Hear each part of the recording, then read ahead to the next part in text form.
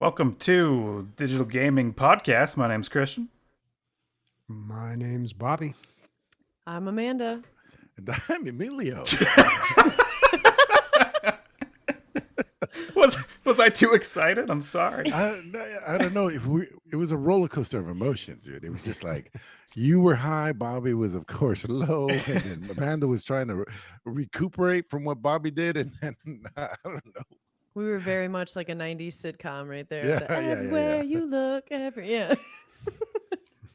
Sweet. Do you guys know what's not a 90s sitcom? This show.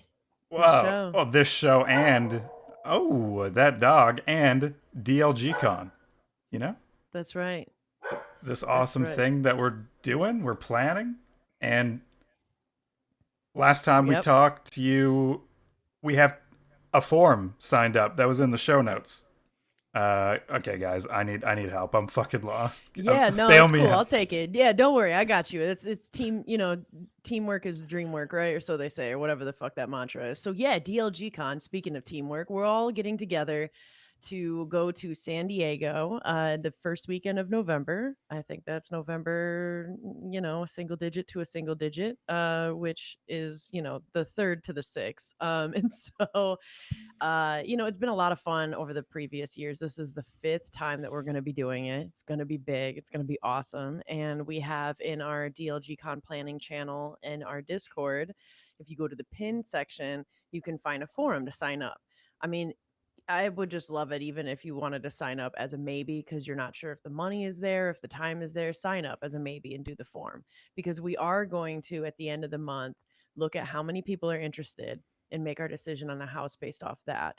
There is a document that shows you kind of roughly what each place would look like depending on how many people are there, so you can get kind of an idea of how much it might cost. But please do the form and do the form by just say June 1st if you want a true day. Like when your fucking rent is due, that's when the forms due. Yeah. Any more stress in your life? Here's some deal. But then once you come here, you're gonna relieve all that stress. It's so much fun. Yeah, that's a good I time. feel like I travel and I do a lot of really cool shit, and DLG Con is always the best of the fucking year. Like every single goddamn time. Every DLG Con's been so amazing. And in the spirit of that, I think we're gonna go over some of our fondest memories. Dave's put together a little album of pictures, and then we each picked a picture, and then we're going to talk about what happened in said picture. Yeah. Whose So pick was this? I'm leading it. I'm leading the picture here. We've got Bobby. This is in the first DLG Con, the very first one that we did. We've got 2019. 4 nerdy gamers in a squad that have just came from the deep depths of the terrifying Pacific Ocean. And we're sitting there garnishing our king in kelp regalia. So good. In this picture, you could see I'm sitting there, I'm calling, I'm beckoning everybody, like, here comes the king. And it almost looks like a kelp train, like he's wearing this extravagant, formal gamer, like, it's very Pirates of or Sea of Thieves, naturally, of course, he's the pirate king. So that's how he's got a whole kelp outfit going on. You've got Lotion in the back coming out looking like he's, a merman, and Cricket Soldier's just absolutely stunned in beautiful awe of the royalty in front of him. This is the real life plunder pass, basically. Yeah, Yeah. It sure is. Did you almost die here? I did almost die. I Yeah. almost died. Oh, Well, I Emilio almost almost killed her. died? We I both almost killed died. Amanda. Is You what guys I both almost died? Okay. So if come to you look- DLG Con. No, sorry. Keep going. Christian, if you look at that wave that's cresting at the very back, the highest thing in the horizon, Yeah. you see that? That's breaking, the wave that's breaking. We were like, I don't know, another 50 feet beyond that, right? Oh, wow. Yeah. Because the riptide had taken us out, and I'm like, oh, everything's fine. And then I was just tired. I don't know. Hung over from like 3 days of partying, and then it all just kind of hit me at the same time. And I was like, man, I really don't feel like swimming back. I'm just gonna let it all go, dude. I'm just gonna die here. And she saw me while I'm thinking this, right? And she goes, "Are you okay?" And I was like, "I don't know, man." And she came over, and then I used her as a launching pad to save my own life. I basically grabbed her and used her as a buoy and shot myself towards the shore and used that as like the way like a grappling hook in a game. Like she was like one of those nodes, and I It's true. It was the fucking anchor. yeah. But He's and gonna sink me to the Amanda bottom. be damned, I guess. So I went from like I'm just gonna die here to fuck every burn the world. I need to live, and so I used that to, and I didn't look back. But I knew she was okay. She was a strong swimmer, although she. I am a strong swimmer. He's not wrong, but I was really stupid at Yeah, making she a didn't judgment call because understand. I was gonna say what you failed to mention is that we really truly saved each other. You're telling me about how I saved you, but you saved me because I'm from Michigan and I don't have to worry about the bullshit like the riptides and all the other Yeah. crazy shit that's in the Pacific Ocean. Did So I I'm sitting there explain being riptides like, before we went out there? you I might have, but I it feel didn't like I did. sink. Yeah. I'm And then we I'm both got caught in arrogant one. with bodies of water. I'm like, look at that. I'm getting in that. I'm gonna Yeah. swim for 6 hours. I'm Yeah. gonna get my swims in that. And it's like, that's not good. Yeah, the Pacific Ocean will yeet you out of existence with that mentality. It And really it will. almost did. But Emilio came out to me and he was like, hey, we need to start getting to the shore now. And Yeah. I'm like, oh shit, okay. Like I'm sitting there like la di da. Like, having a great Way time out there. swimming off. And I was way out there. But Yeah. in my defense, man, in Lake Michigan, you can go out for miles and you're good. It might go up to your thighs, but that's me being stupid because like it's not Michigan. It was the Pacific Ocean, and the Yeah. sea and the sand will kill you. So you know, but I'll- yeah, you definitely launched me into a wave, and I got smacked with a face load of water. If you get caught in one, by the way, swim diagonally, always towards the shore, but not straight to the beach, because you won't win. You won't win against the riptide. If you're caught in That's one, great advice. grab onto the nearest living person. And fucking- Sacrifice them to them the to your seafloor. rocket jump. Yeah. Okay, well, And you know what? If that makes you a little nervous about trusting strangers, please come to DLG Con because we might try and drown each other, but we also save each other too. Yeah. it all evens out in the end. No one has died It yet. does. And please, hopefully, that's not. Okay, anyways. You do have to sign rules, and we must be safe. Yes, Yeah, so you- put that in there. Legally, you have to be safe. Okay, so you just talked about a real life survival situation, but I'm going to talk about the Oregon Trail, which is a card game where you put it on the ground, and each card that you put, it forms a part of the trail, and you have to do something at each part. This is a game that's come up in every DLG con I've been to. I don't know. I just said that out loud. I don't know if that's true or not. I think so. And And most. the best part is when people die because you get to write their name on the little RIP thing and why they died. And I feel like this time, when we played it at the most recent one, Gummy died right away. And I died right away as well. Like oh, I've played this game for a whole 3 minutes. We came to a river. I said ford the river, and I drowned. And I walked away, and I don't know anything else about this game. So There's I a have few cards in the theory. deck that immediately kill you too, and I feel like every now and then someone will draw that early into the game. So yeah, that Like a does happen. snake bite is one of them, dysentery is one, and then like if you roll incorrectly and drown, that is. But I Yeah. have a theory. So I've been playing this game. I own this game, the Oregon Trail, and every time I've brought it out for people to play, the person that is the most enthusiastic about playing it, and it's typically the first time they're playing it, they die within like 5 minutes. it's just the magic of the cards, right? So the trick is don't act too excited. The cards are listening. Emilio is pretty excited too, just in general. Yeah. And here's another thing. That game Shoulders that I taught you guys in the first DLG con, you know, the drinking game where you're touching your shoulders. Yes. The first time anyone ever plays that and they're super excited, also they're always the first one to throw up for sure. Although I feel like nobody threw up on that one. No, we're all hardy now. It's true. So Well, come to we had a DLG puker con. the last one. come He to was just pro about it. come to DLG Con and join us on some board games. And we have Cricket here playing a guitar. What's happening? I do want to throw this out here too. We don't make money on this at all. Like everything we make, we just like throw right back into it. So whatever, like we're not doing all these commercials, or we just want to have a really good time. Bobby and I pay ourselves through DLG Con, basically.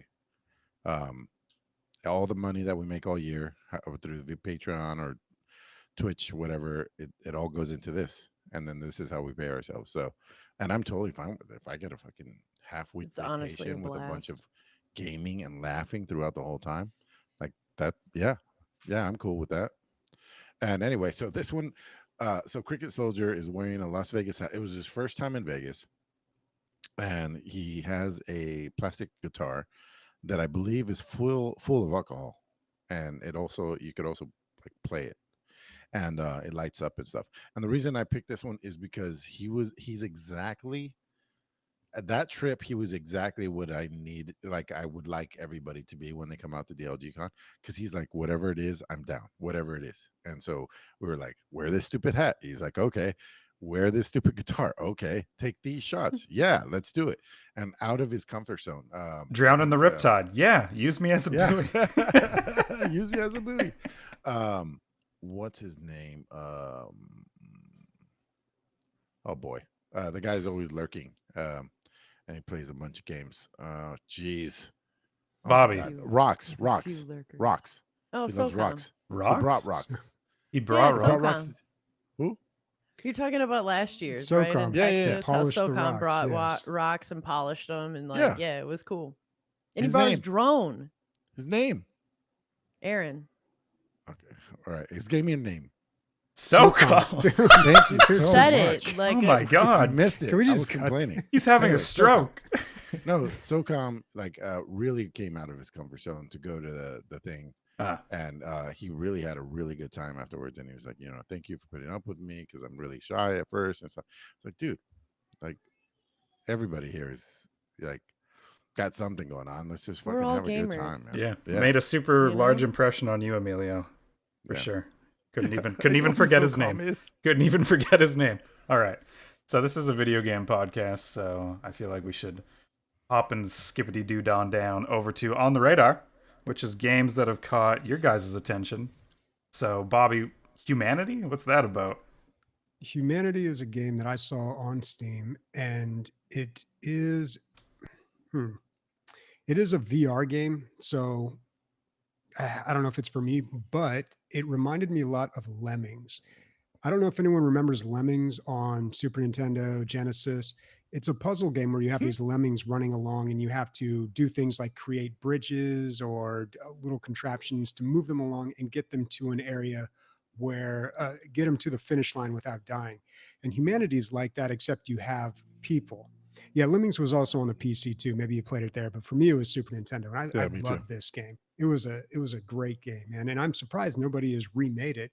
And this looks kind of like they're remaking it a little bit. I don't know. It's I can see some of the mechanics here. Like it is like a platformer game, like Lemmings was. So I don't know. I'm just glad somebody's trying to do another game like this, because we need another Lemmings.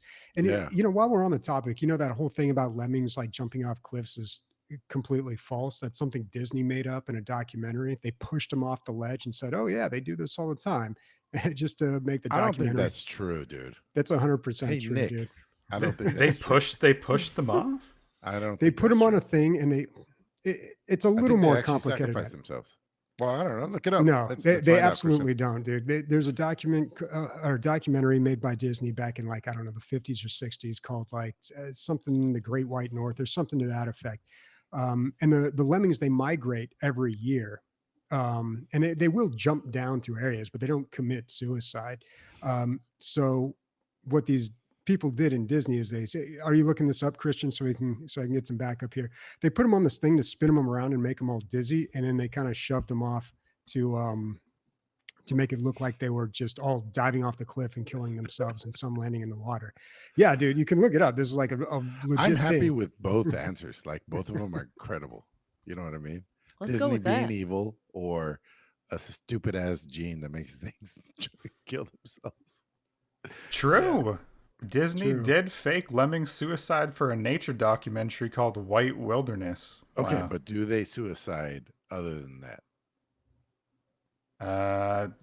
We're gonna dead I air mean, into it while you're reading this up. Yeah. I don't know. Do your own research on that, but yeah, no, that's this a looks myth fun, that dude. lemmings. It Yeah. looks like you direct them with this like spirit dog. I imagine you're the spirit Yeah, dog. so I think the idea in this game, Humanity, is that people are entering the afterlife, or you've got to escort them to the afterlife. And it's this whole crowd of people, like all the people that are dying every day, I guess. And they just keep walking off ledges until you, with this little spirit dog or wolf or whatever that is, guide them and tell them, no, you have to turn here, or you have to jump here, or you have to do some things to make sure that they can get across these obstacles. You're their guardian doggy angel. That's cute. What's In really Spanish cute. folklore, that would be an alebrije. That's Oh. the spirit animals, like in Coco. The dog was an alebrije. Mm. Anyway, I might have one right here. It's somewhere. a cool concept because I like that too. Because like in Spirited Away, you're actually doing something similar too with that storyline where like you're helping people cross into the other side, and that's a really like convenient way to explain somewhat of like a story while you're just having this lemmings thing going on. Like that makes sense. You know what I mean? You're kind of like a little Anubis bringing people to cool the is that? underworld. I Oh, l- that's cute. I love it. This game looks Yeah. awesome. Thanks for putting it on the radar, man. This looks sick. Also, lemmings are cute as fuck. I don't think I've ever actually seen one before.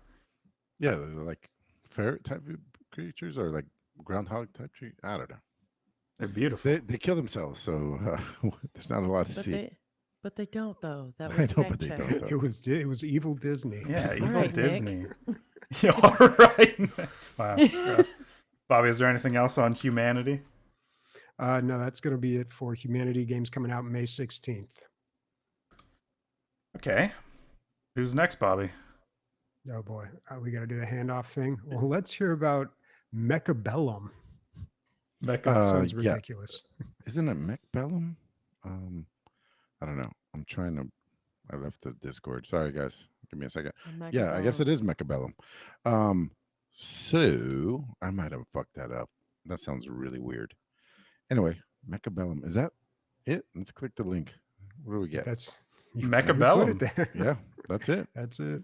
Yeah. So this is an auto battler, multiplayer online, where you go against other people.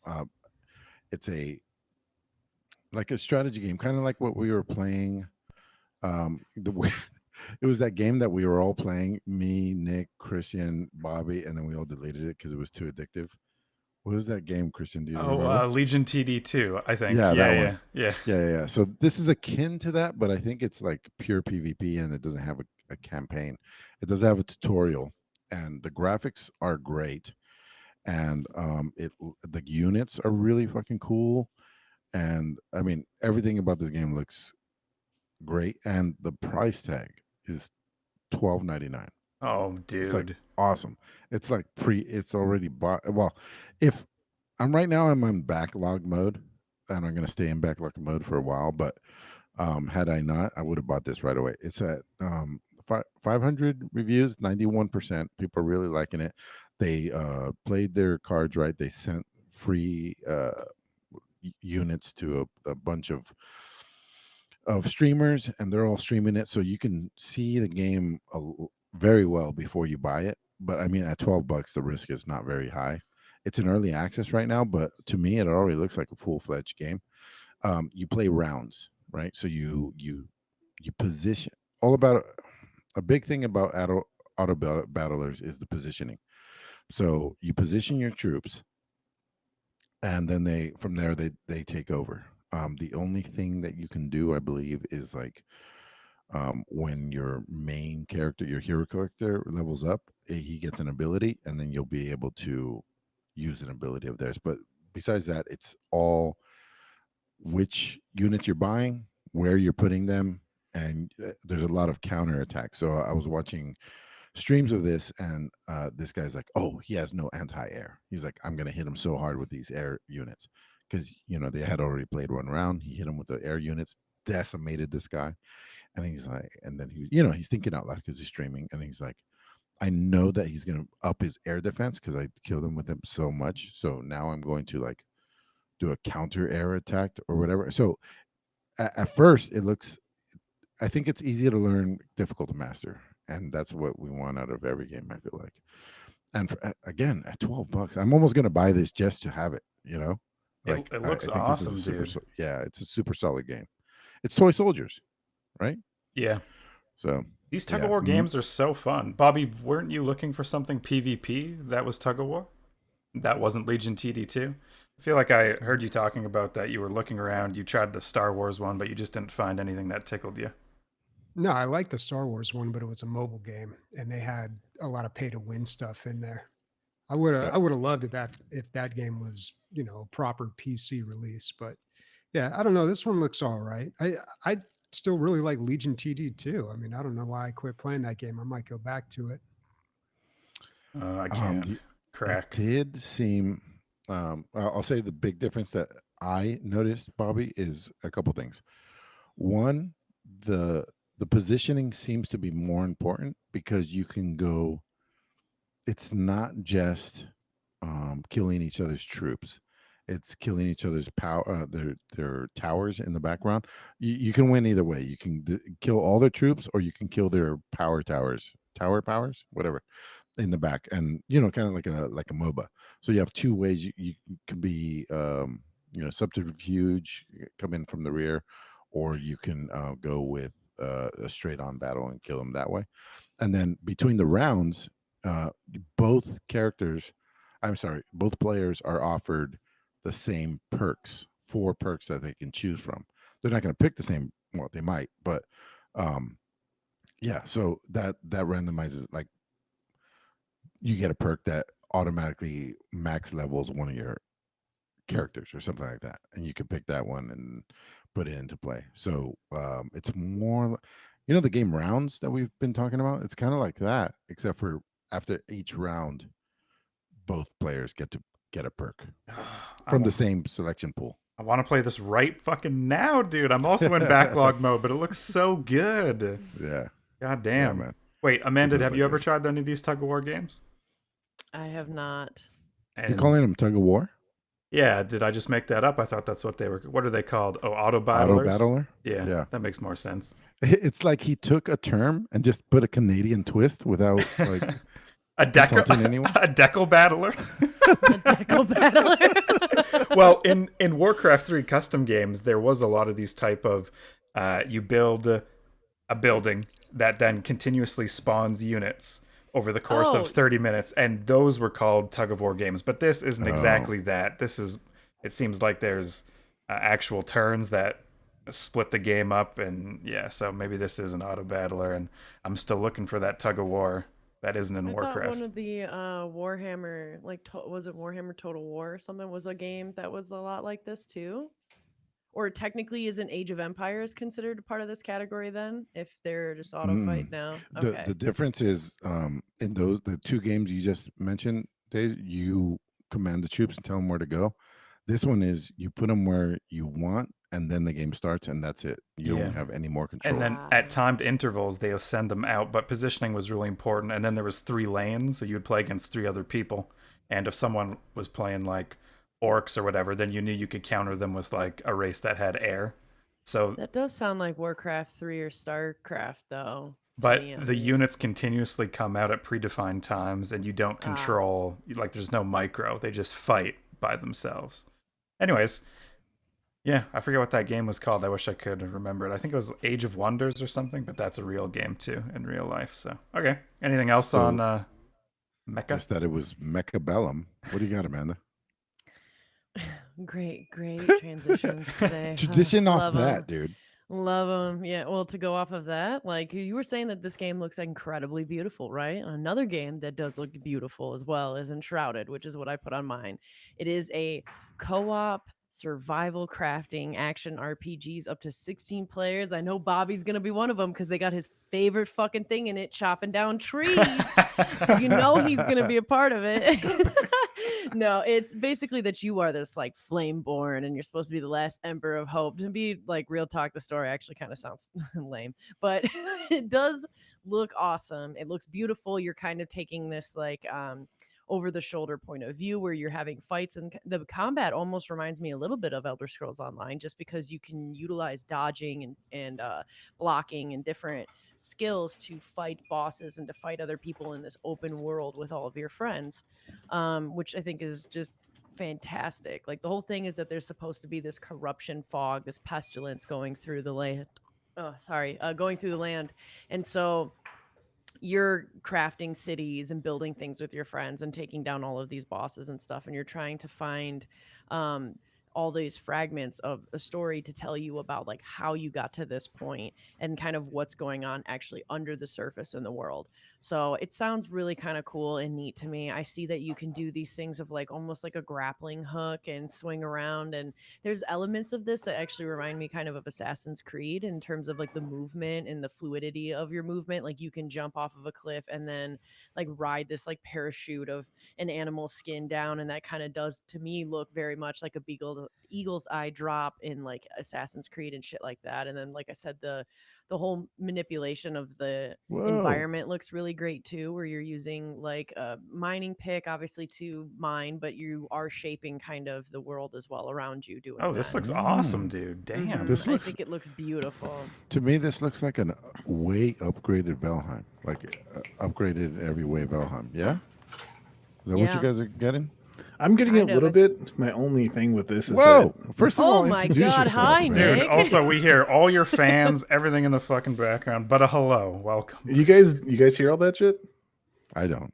Okay, maybe it's just me. I do, but Oh, all right. Well, I'll fix it.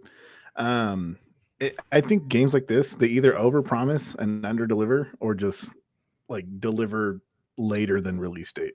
So Way to take everybody's happiness out of. You just deflated. We were on all the our hype balloons. train, and he's like, "Hello, I'm just a random brick wall. Enjoy." because it's games like this where everybody does what you guys are doing, like, oh my god, we're gonna pre-order it, we're gonna play the beta, and then it comes out and like all you can do is like chop down a tree and build a simple house. God damn, he's sitting there trying to sit there and you know tell us and make us feel like bums. But you know what? If you really want to feel like you're a bum, you should check out Bum Simulator, right, Emilio? What's that about? That was Enshrouded, and this is Bum Thank you. Simulator, where you get to be a bum. And so at first, I'm taking a look at this, and I'm like, okay, it's getting good reviews, and it seems like kind of a troll game. And a lot of times on Steam, troll games do really well. They get a lot of up votes just because like they're so crazy. Goat But this, Simulator was great. Come on, which one? Goat Yeah, Simulator. yeah. Well, was top. I think that's supposed to be like actually a decent game, or I don't know, but yeah.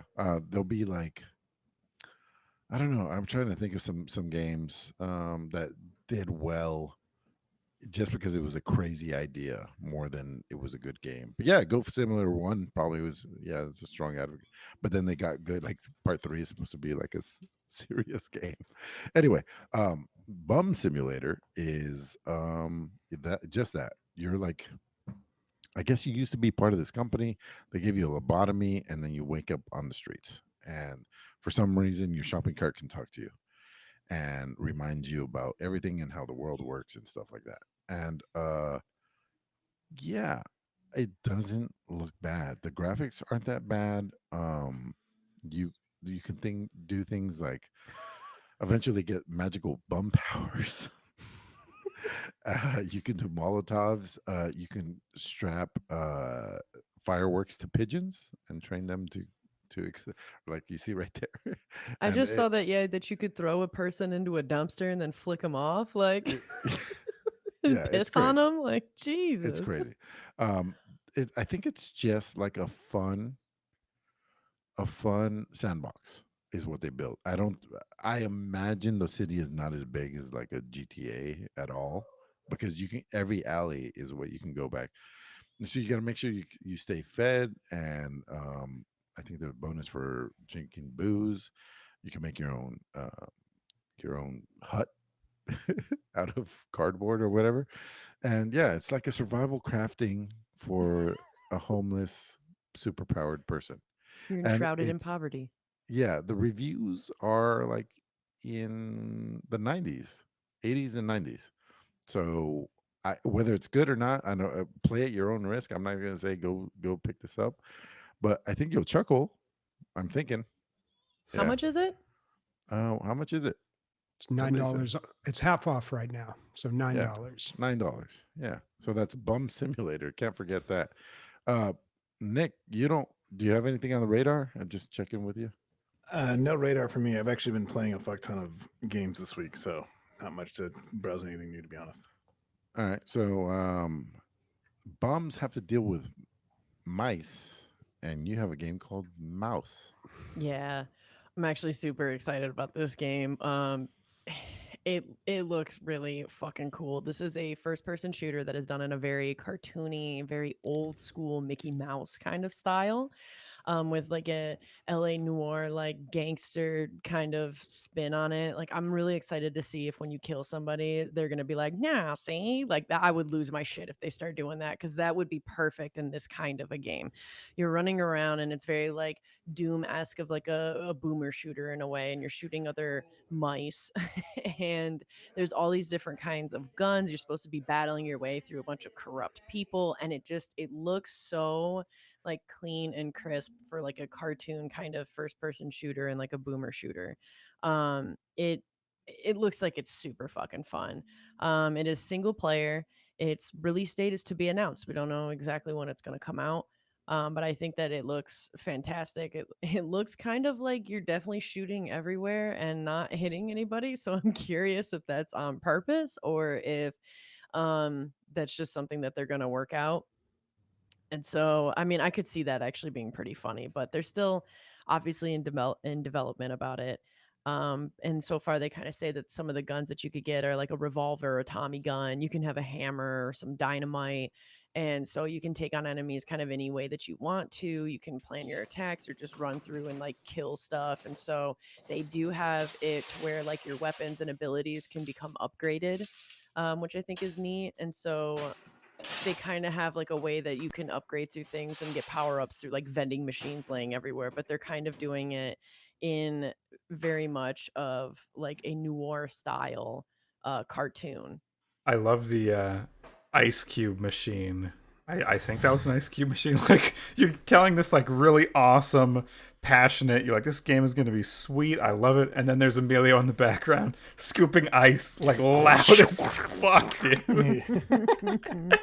Hey, Amanda, do you want to know what this art style is called? Okay, yeah, what is it? It's called Rubber Hose. I didn't know that until I had to get a commission for our movies on the DL mascot. It's called Rubber Hose. I never knew that either. So like Cuphead, yeah, like Cuphead is Exactly like a like good Cuphead. example. Yeah, like Yeah. this has definitely like a vibe of Cuphead, sorry about it. And yeah, I think it looks awesome.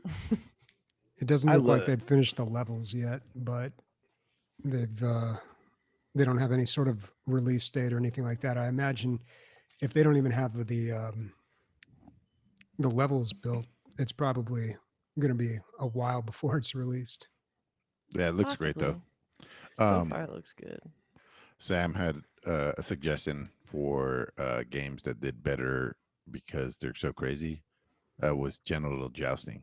Like Oh, That's a yeah. good one. it's a fun game, but it's not like a 9D where it's at or whatever. It's just a bunch of cocks going in little buttholes. So it did Pretty really much. well on Steam. Climb Your Yeah. Friends is another one that's like that. Where Oh just, yeah. You're just a bunch No, of dude, like, I think Mount Your Friends is incredible. Like I think it's so you're fun. like Even it's a without work of art. yeah, it's so fun, dude. I would cry laughing when I play that game. It's I don't think so I've ever stress inducing, played dude.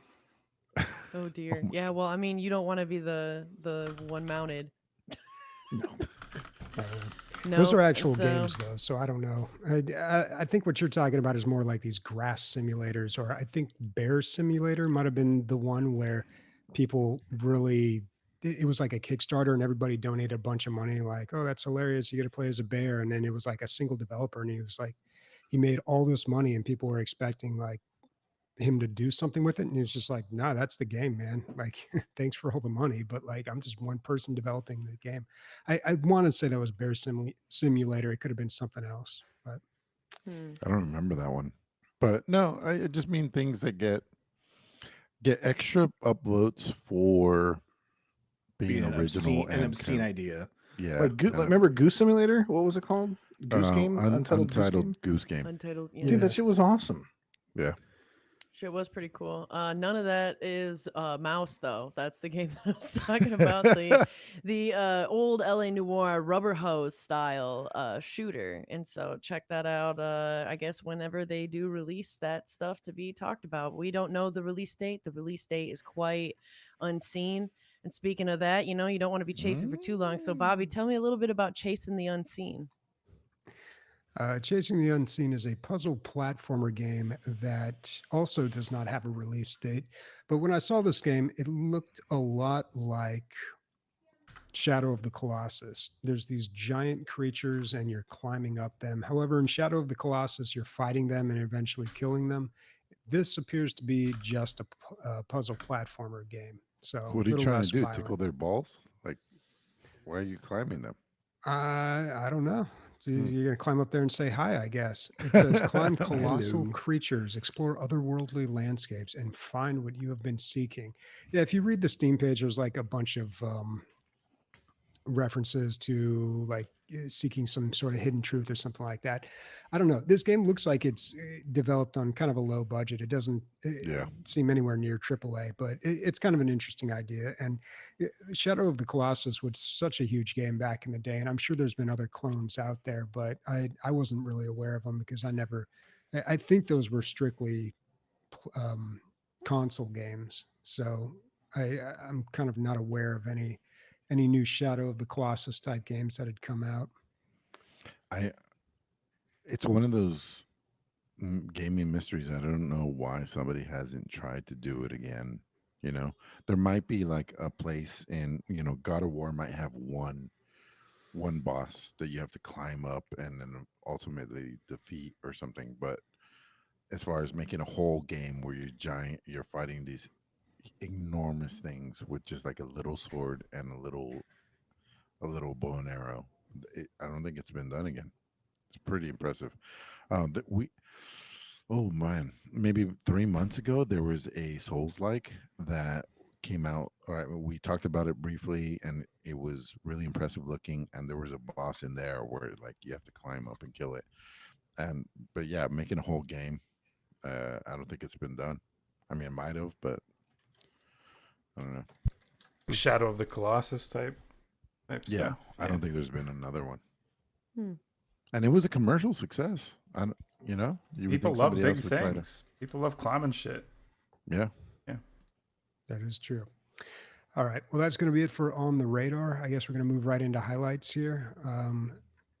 Why doesn't somebody else kick it off here? Because it looks like you guys have got a lot to talk about. Emilio, you got like 3 things, man. Tell us about I straight do have lights. 3 things. Strayed lights. So John doesn't come with the recommendations very often. Like maybe 4 times a year he'll be like, "You got to play this." And one of those was Returnal, and that is my just about locked in game of the year. Oh, by the way, I got Chad turned onto it, and he is hooked as well. Uh, Nick, have you tried it? Yeah, I put about 4 hours into it. And that was it for you, huh? Yeah, it's a nice game. To be honest, Darkest Dungeon is better. Okay, we'll hear more about that later. I'm Um, obsessed with it. We'll hear about that later. so he's like, I bought Strayed Lights. It's a great game. People are only downvoting it because it's only 3 hours long. And I was like, okay. So I started playing it, and I got about an hour into it, and because it's $30 for a 3.5 hour game, so you can see how people get upset. But I played it off his account, and I don't share his enthusiasm. It has some not original ideas, but like it puts a real emphasis on parrying and um you and lights, obviously. You play in this like ethereal realm. There's no rules, or it's not a regular world. It's just this kind of like dreamscape that you're born out of light, and all of that is really cool.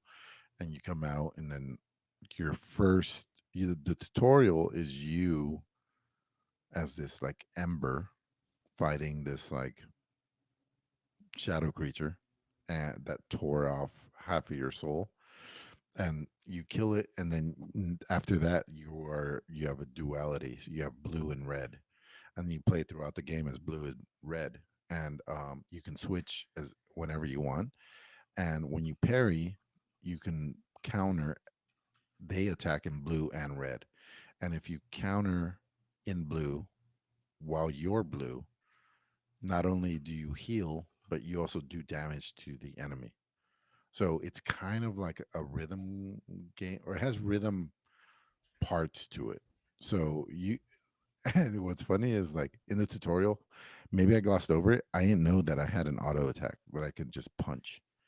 So I was just killing everything by parrying, and it's fun. You're switching back and forth when you're just watching them because there's no set. Their combos, their physical combos are set, but the colors that they are random while they do that combo. So you can't ever like memorize what they're gonna do.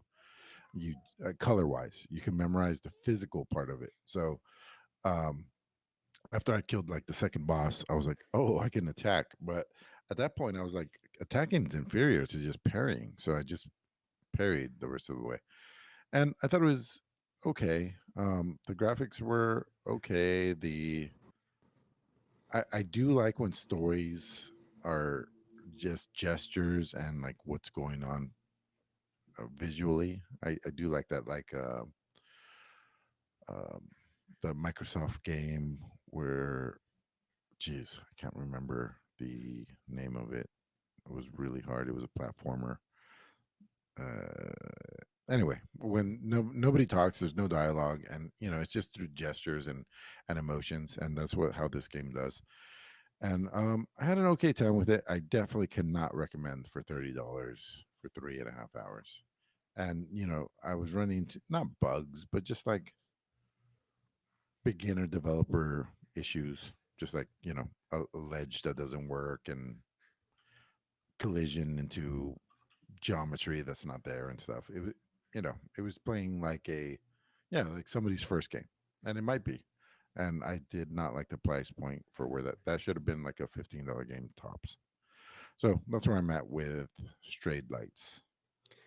I'm looking at the reviews on their Steam page. First of all, do the reviews show up on everybody's screen when they view the Steam page, or is it just because I have augmented Steam, the extension running? I'm not What do sure. you mean, Bobby? Like I If have you to scroll scroll down- down to get to it. Yeah. Yeah. If you scroll down, there's a section called reviews. I think that's just on the Steam page by default. Yeah, it is. Okay. I'm always kind of surprised at some of the reviews that developers choose to include here. I don't know. Maybe they don't get a choice. Maybe this gets thrown I don't on their think they page. get But to, dude. Yeah, I don't think they get a choice. No. Yeah, that would be pretty interesting if they got a choice. Yeah, I think there's probably some sort of Wait, sorry. The reviews. I'm sorry. The reviews from I- OpenCritic. yeah, exactly. Yeah, they get to Oh. choose those. Yeah. Oh, okay. Yeah, I'm not talking about the player user reviews. reviews? I'm talking Yeah. about the ones from gaming outlets. Yeah, so like the bottom one from God is a Geek, it's a 7 out of 10, and it says for a game designed by a relatively small indie studio, Strayed Lights is more than competent in terms of gameplay and combat. That doesn't seem that impressive to me. Your game Yeah. is competent. That sounds like I give you a C minus.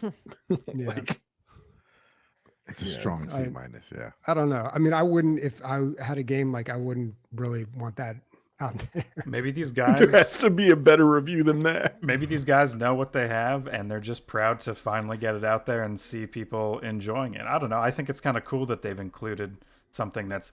I think what I don't like to see is when the game includes quotes way out of context that make it sound awesome, but then you read the actual review and the review was less than awesome. I feel like that is sketchy. So Yeah. When Yeah, you see we it, it's talked like about that the other revolutionary day. for its time, a new genre. And it's like, bro, this is Pac-Man, but upside down. Shut up.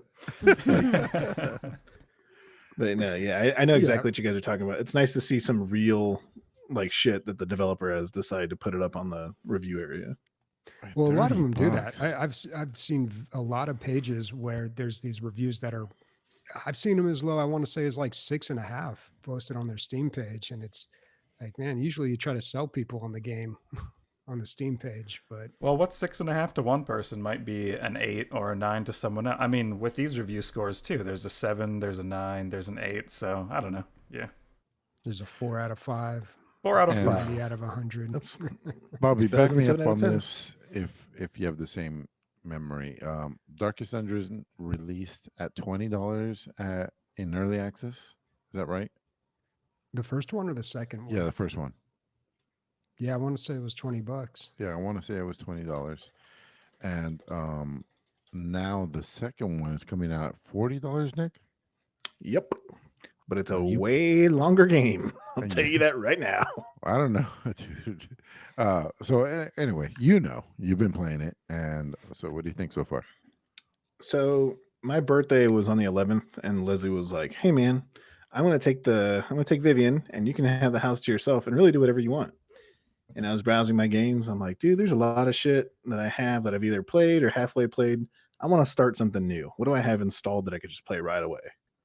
And I had Darkest Dungeon 2. I'm like, I love the first game, put a lot of hours into it. Let's try this out. And it just got its 1.0 release, I believe, like 2 weeks ago. Boy, this game has a lot of content. So it's the same concept of the first game. It's turn-based, position-based combat. It's your squad of 4 versus whatever you guys are fighting, right? The first game really explores the world that you're playing in, like, and why your characters are kind of doing what they're doing, but it doesn't explore your characters' backstories. And you as a player are a character as well. You start off in this game as the apprentice, or like the best student of the narrator. And he kind of narrates the whole game, and he even narrates your fights. And like, if you miss, he's like, an opportunity of misfortune has braced upon you. Like, it's like these really cool like quotes that he has. There's way more combat mechanics now, as far as like effects and like buffs and debuffs and things like that. You can unlock all the characters after your like maybe third run or second run. A run can last anywhere between like 20 minutes to like an hour and a half. So the game is also broken into 5 sections.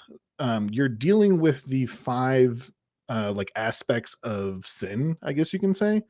So like the first one is called denial.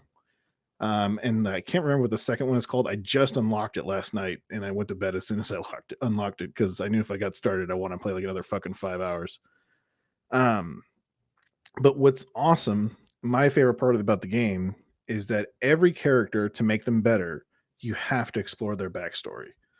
And what it does is that there's these bells that when you go on your adventure, you find these bells in the road, and you interact with them with your characters. Now, if you do it too many times with the same character, your other characters become jealous, and they'll start to like even stab or attack your characters throughout your run if you keep doing it with the same one. One main difference that I did not mention in this game compared to the first one, if you love the first one, this game's adventure mode is you have a stagecoach, and your stagecoach is like your base on wheels. It ends up being like your stagecoach can have like a flapjack counter where they make pancakes, and pancakes can be eaten for like 5 health if you stop at an inn. There's also like a phylactery where you can like make all the other kind of shit. But your stagecoach ends up being like a character as well, essentially. You can decide to take the light of like solitude or whatever they call it. Really, it's just like purity, and attach it to your stagecoach. But the thing is, that item slot is now locked to that just one effect. And there's plenty of benefits of not doing it, and there's a lot of benefits of doing it as well. To say that this game has expanded on the first one, that's an understatement. I love the character design, the new animations, the detail that's now been put into the games. The biomes are really cool. There's a biome. It's one of the first biomes you can get into. It's essentially an academic city, and everyone's burning their books. And so the whole city's on fire.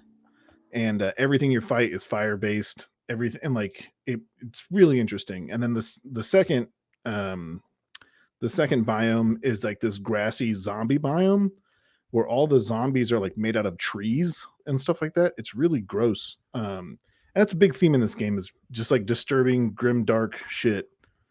So yeah, Big fan. It sounds big, like Nick. yeah, huge fan. It's not.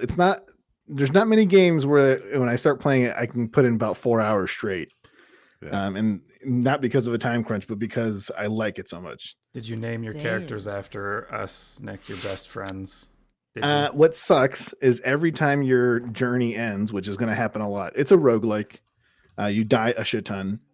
But yes, I every time I start a new journey, you have to rename your characters. And so I'll name them after you guys. I'll name them some after my friends in California. I'll name them after like Leslie, like all kinds of Aw. stuff. So it's pretty cool. That's cute. You like us. I do the same, but for my Sims. I'm not gonna tell y'all which one I take the ladder away from in the pool. Hey, Bobby. It's Bobby. Did he mention anything that you hadn't played in the beta? Well, it sounds like you've played more, a lot more than I have. I'm just kind of surprised at not the negative reviews that it's getting. Yeah, I guess the negative reviews that some people are giving it. It's sitting at around a 75% on Steam. Compare that to the first game, which is probably somewhere around 90. It seemed like a lot of people just didn't really appreciate this game. I liked it. I found it a little overwhelming. There are a lot more mechanics in the first one. That was a bit much when I started playing it. But you know, you play enough of the game that eventually is no longer an issue. I really think I've been saying this since the beginning. I think, you know, this developer takes risks. And when you do something new or off the beaten path, which, by the way, all the kudos in the world to don't make a sequel that's just a DLC. Like, do something completely different. Well, they made DLC. They had 3 of them. What I'm saying is they Dungeon. didn't make a third DLC and call it Darkest Dungeon 2. They, you know, took some of their formula, remixed it up, put some other cranberries in there, spice it up with some pickles, and then now you have this like other thing. And I do think that it's gonna like take a little while for people to warm up to it. In general, I'm dying to play it, but $40. Like I said, I'm in backlog mode, so I'm just gonna. Backlog mode is great because you save a ton of money, and then you just play things when they come on sale. Unfortunately, Dude, I've I been can't be in as backlog topical mode as for everybody years. else. What's that? I've been in backlog mode for years. You're so happy, timing. dude. Look how happy And he this is. is- 1973. I mean, It's it's good great, timing, man. though. You could get stuck there. That's what I'm saying. Like, you think it's a temporary thing, man. This could just be your new lifestyle. Like, Totally. all of a sudden you realize, man, why am I buying every single new game that comes out and not playing half of them? Yeah, it's definitely a big change when you're like, man, I got all these fucking games and like half of them I haven't even completed. Yeah. And now and you like them. So Are you done with Darkest Dungeon, Nick? I think the last thing I'll say is I think Emilio is really accurate in his statement regarding reviews and stuff. The first game got tepid reviews when it first dropped, and after a couple of patches and after a couple of combat tweaks and stuff, it started getting better reviews. I honestly just think the only thing that's getting people to have bad reviews with this game is they don't realize that you are supposed to lose. Yeah, I have a friend. Yeah. I have a friend who loves like creepy games like this. He loves like stuff based on the occult. He loves like turn-based combat. Like this is the game for him. The one thing that he fucking hates is losing. Roguelike, yeah. He hates losing. And so when it's like, dude, like I only got one run where I beat the boss out of like 20 runs, he'll go crazy. And I think that's the same thing for other people. Yeah. I'm that way. I cannot stand that. It drives me nuts. That's why I couldn't get into Returnal so much, because every time you die at the start and the beginning, and that shit makes me mad. What's interesting about this one is that you don't have to start in the beginning every time. Once you unlock the second chapter, you can continue from there. That's how Returnal is too. Yeah. I just say I think it's that's a why good they time have a sink. higher price point too, $40, because you could potentially get a lot more hours out of this game than the first one. Yeah, but it's doing the same shit. Yeah, It's no, just that's just wasting time. roguelikes. There's a lot of repetition. There's a lot. That's why Binding of Isaac is so good. Like, man, it's all the repetition, just feel like way more shit. I feel like my But I mean, life's I a had- roguelike, you know? I do the same thing every Just day. wake up every day, live, Yeah. die, repeat. Yeah, and I die at the end. You guys don't die at the end of your day? Nope. She murders you every time. Nope, I God, level there's up gotta my be a roguelike PMC, man. movie. It'd be so A good. roguelike movie. Wow. Wait, don't tell anyone. They're gonna steal it. It's too good. Yeah. We'll have to. Oh my god, has Edit, that been made 1,000 cut, times with clap. Tom Cruise in it? What do you do? What do you do with edits? Clap so they know when to edit. Clap that right? sync. I just like seeing you clap, dude. I think you should do it a lot. I do it like an ape, like All the noise with hands. every brain cell is Monkey. trying to connect these two hands. Sorry, that was a little rude. Okay. Who are you passing the stick to there, Nick? I think I want to hear Bobby talk about Diablo 4. Yeah. Diablo 4 Server Slam. Is it what out? they call Slam. it. Server out, Bobby? Slam. What's that? Is it out and I missed it? No, it's not. It comes out June 6th. Okay. But they had another open beta, which they called the Server Slam, because they're trying to test, stress test everything test. before they go live, which is a very smart thing to do. How many times has a game launched and it just doesn't have enough servers and people can't get Especially in? Blizzard. Yeah, Diablo 3 had that problem. For 6 New days. World had that problem. You think like, oh, because it's Amazon, or oh, because it's Blizzard, they're going to have it under control. No. Nah. So it's good that they're doing this. And I will say, technically, no issues whatsoever. No queue times, no problem getting in. It's looking real good for launch here. Some you play minor it? stuttering issues when I was playing, but other than that, it was perfectly fine. Although I will say, I launched the game and it said, "Oh, you can't play this." Like, I got a Windows error message that said, "Your drivers are out of date. You need to update before you play this." I'm like, my drivers are maybe a month old. Like, I haven't had the most recent ones that NVIDIA has pushed out. So it was very picky about drivers. But I updated and then I started playing. How It was dare fine. you insult my drivers? I only me I and my have family premium only- drivers. Well, My have you family ever and played I a only game that picked said, them "No, you with can't play this premium of without new drivers"? Without Never your in my drivers are a goddamn month life. old, and this game will not launch if you don't update your drivers. I've never had that experience before. I've had the experience with games where they don't run very well on unless I get like the game ready drivers or whatever. Yeah. But I've never had a game like pop up with a little Windows Fuck message. you. Yeah, Fuck you. Go do some work and then come back to me and then we'll have some fun. yeah. So that was odd, but once I got into the game, it was good. I actually, I watched a cutscene, which is very unlike me. I watched the first one, and then every now and then I'd get sucked into Whoa. another one. But for the most you- part, I do my usual thing and skip things. They are very good. Of course, it's Blizzard, and graphically, course. they look Wait, great. are you talking about also- the cinematic or the cutscene? I'm talking about the cinema. Is there a difference? So the cinematic is like CGI generated, and it uses like full on like Pixar yeah, it's level animation. pre-rendered. Is it the Yeah. one where they go through the gate and then there's like zombies and shit, and then one guy gets like crucified? Yeah, they all get split up and their guts come out. Yeah, and Yeah, it's yeah, very- that's a cinematic. Yeah. Well, I mean, I don't know if there's really much of a difference there. What's a cutscene then? Like an in-game cutscene where dialogue is happening between two characters? Between two characters that you're playing, yeah. The other thing is that in Diablo, they do this really interesting thing where now all cutscenes are rendered in game, and then you realize how fucking detailed all the models are, because it does this thing where it like pans away from your character's face and it goes into like the Diablo camera mode, and it's like it's seamless. So Yeah, I don't know. I skipped a lot of those. But yeah. anyway, cutscene, cinematic, whatever you want to call it. The first one I did watch, and I was pretty impressed because it really sets the tone. And everybody has already said this, that this new Diablo game is, serious, right? It's for adults. It's more horror, like more of a horror style. And it almost, especially that first cinematic it almost reminded me a little bit of Hellraiser almost. It had this like really dark,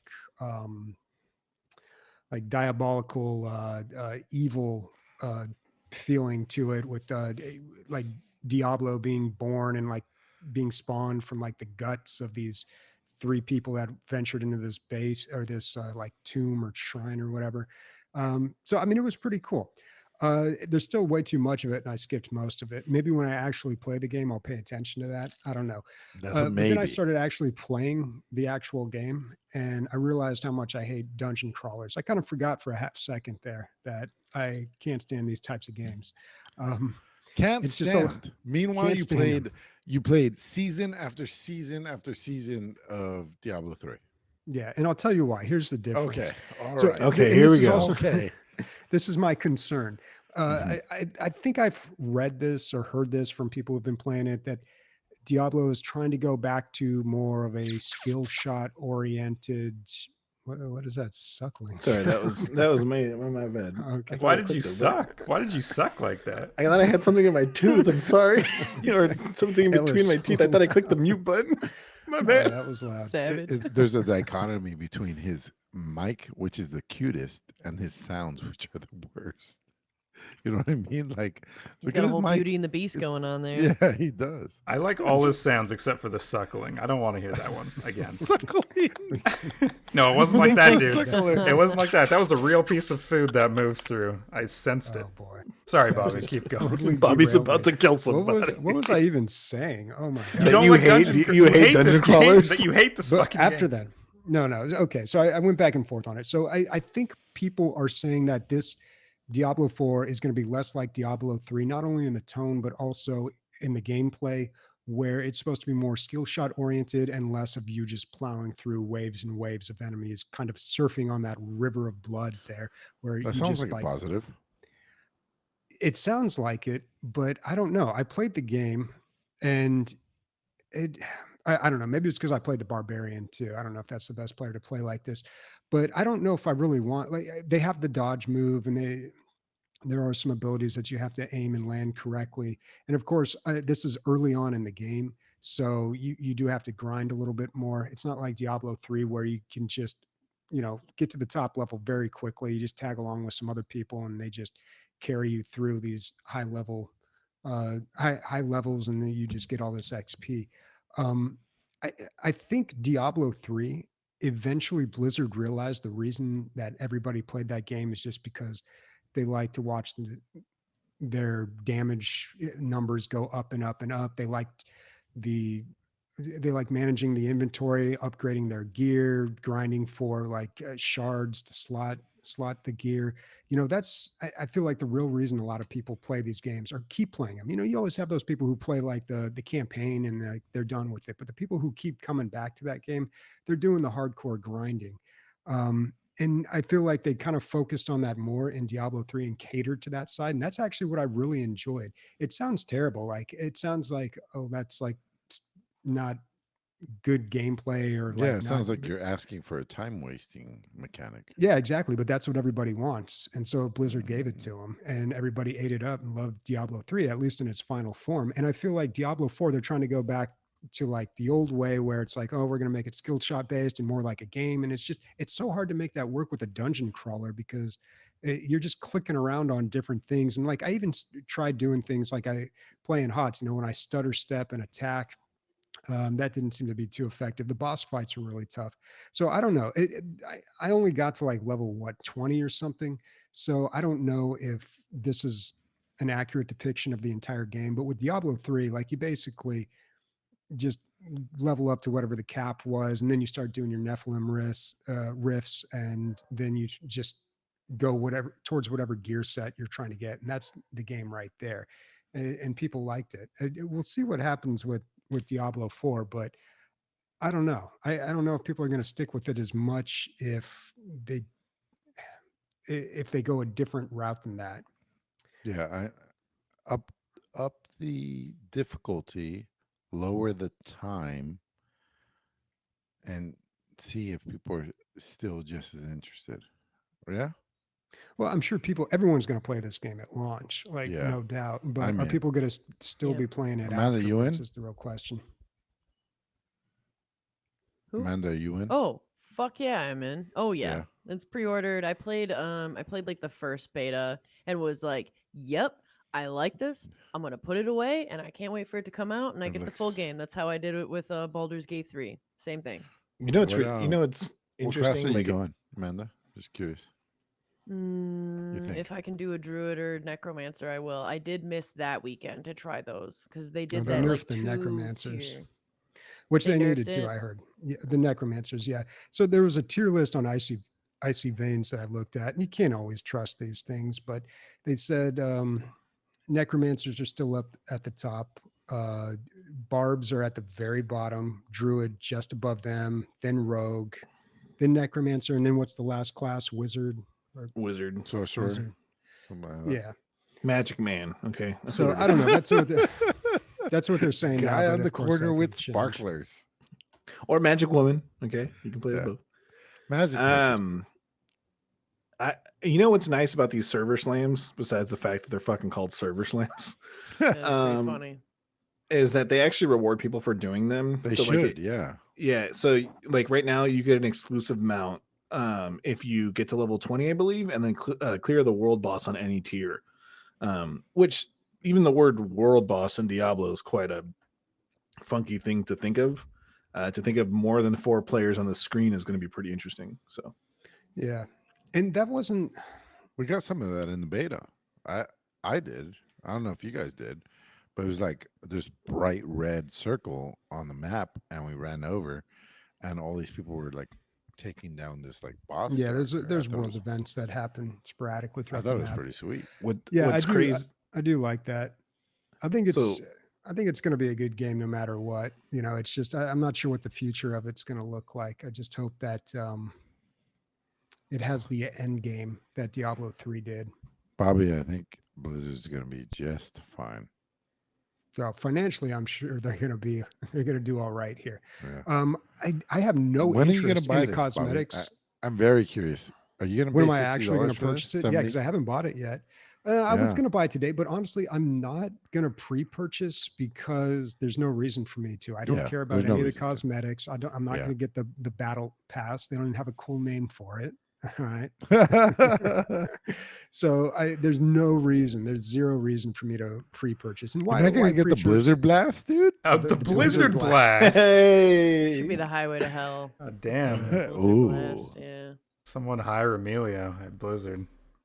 Yeah. I don't know. Tag says Server Slam know. sounds like nerd wrestling in chat. I think I agree. I Yeah. agree with that. Yeah. All right. Well, that's Diablo 4 coming out June 6th. So I've got plenty of time to purchase it. So was Chad right? Did you like Breath's Edge, Emilio? I did. I didn't love it because he was like, I think this game was tailor made for you. But what he doesn't know about me is, or forgot about me, is I don't like crafting games. I don't like, let me take these 8 items and make a furnace so then I can take these 16 items to make a stick so that I can make that stick a spatula for the furnace. Like You're it's getting me just- excited. all of that does not. It's hot and does heavy. not- it doesn't. Those are it doesn't turn on do talk. any- That Yeah. sounds great. it doesn't Yeah. do anything for me at all. But other than that, I So really you're okay enjoyed. with chopping down trees, just not what you do with the trees once you chop them down. Yeah. It sounds like. Okay. I will say there's no trees to be chopped here, and everything that you source, like source materials, come from like things that you would think that they do come from, which is pretty cool. Like when you need copper, you go pull wires out of the side of a. So the whole story is you're on this giant like space liner, and you were gonna go take your father to go get buried somewhere, and the whole thing blows up, and the only thing left is your capsule with oxygen. That's not in there, and like this like a 3D printer. So your whole thing, it's Subnautica in space. You go out and you get like these blueprints, and then you put them in the 3D printer, and it tells you, hey, go get this, and this, and you'll be able to make this other thing. And there are parts I really like. I mean, for a crafting survival, I really enjoyed it. Because there's this whole thing, the breath's edge. You're always worried about oxygen constantly. So you get out, you get to forage for about 45 seconds, and you have to go back. And then you get whatever you had, and you apply it to whatever blueprints you had, and that's the game cycle. But then you eventually get to some like oxygen balloon that I built, and I was so proud when I put out my first oxygen balloon because you put it out and it stays there, and you come back to it, and you now have extended the range of your self, really. And so you're putting out these nodes, but these nodes are not hardwired. Like you have to put this oxygen balloon here. No, it's up to you completely. Like you can go in the wrong direction and just put an oxygen balloon where you're not supposed to go and just explore that whole area. And while you're there, you're going to get the components to make another oxygen balloon. It doesn't matter. Like you're eventually going to get everything you need. But like, whatever, man. Like, cool. Let me go this other way and get a little bit more story out of this. And there is a story. Like this thing blew up. Regardless of the spaceship blowing up, there were murders on the site. Like you're finding murders that Whoa. happened. And so like people are killed, and the whole game is a joke. Like it's joking with you the entire time. It's like Russian propaganda, like the cosmonaut ridiculousness. You have this chicken that you inherited that's immortal throughout, so you use that as like duct tape and stuff. You're trying to like use the chicken for whatever you can. Wait, And That's troll. wait, that doesn't Shit. line up with the graphics or what I expected at all. That's Yeah, weird, yeah, dude. Oh, cool. you see the chicken on his back? That's a real chicken, man. That's a immortal Oh, that's chicken. hilarious. Okay. Yeah. Immortal chicken. For some reason, it's been passed down throughout the generations and won't die. You craft things at some point. You can't go, like the story won't progress unless you make this thing, and this thing is called like Mm. the developers. It's called the developers bullshit thing you need to build. And like you build it, and it's just like this stupid cock and balls thing made of duct tape and metal, and it looks like cock and balls. And you built it, and you're like, good, now you made it. Now you can go on into the story. It's basically just like a resource. And I did not feel like these fuckers. And I was like, oh, that's hilarious. Like I made a big cock and balls. And then you keep playing. I don't know. Like Do you give I like it. that to the cock that's on your back? No, it hasn't. Those cocks are completely unrelated. Totally different Unrelated cocks. Yeah. Okay, one is in your hands and the other's on your back. Got it. There's a cock block right in between the cocks, and so they're unrelated. It's your face. Yeah. Yeah. Whoa. But yeah, it's no Subnautica in space with Cocks. immense amount of Sorry. comedies. Sorry. Cocks, Comedy, yeah. like it's the kind of comedy that I like, where they're just throwing everything at the wall and seeing what sticks.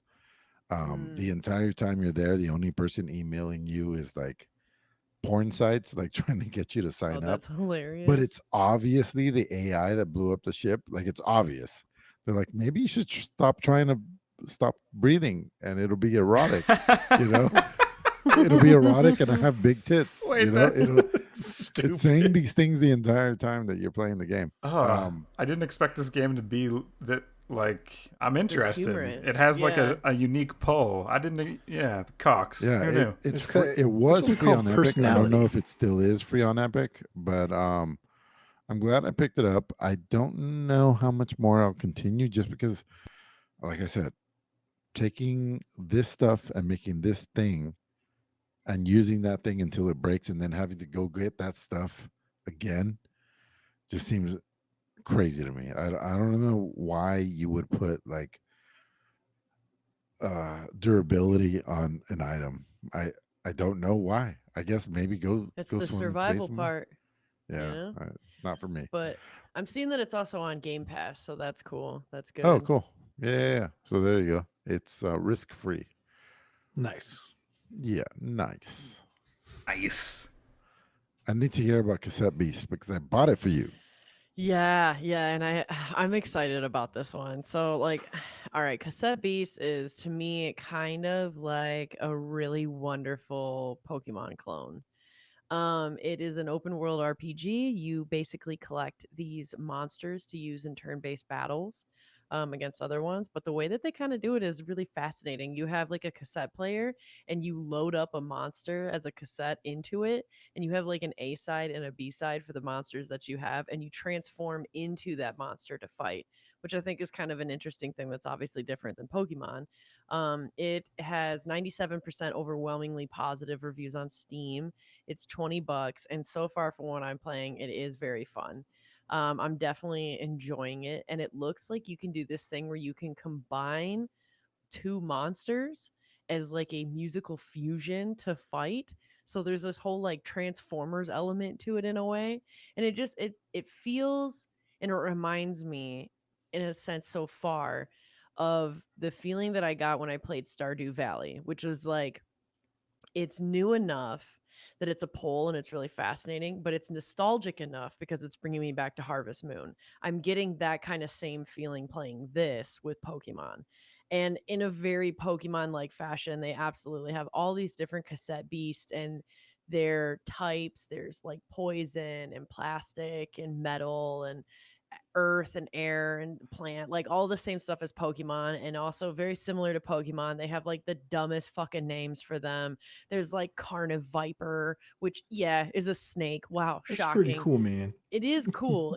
And they have Traffic Crab, which is just like a crab hiding underneath a traffic cone. Like you know what it's like. It's just like with Pokemon. Like it's goofy, but it's so much fun, and I'm definitely enjoying myself playing this so far. I feel like this would be just absolutely primo on a Steam Deck though. Like my only complaint so far playing this is I'm like, God damn it, I wish I was playing this on my Switch, like instead of PC. Because it does feel a little awkward. It's definitely kind of designed for like a handheld, kind of like Pokemon was, in my opinion, so far. But it's not a big deal. Like it's not like game breaking or anything like that. So I'm looking forward to checking this out a lot more.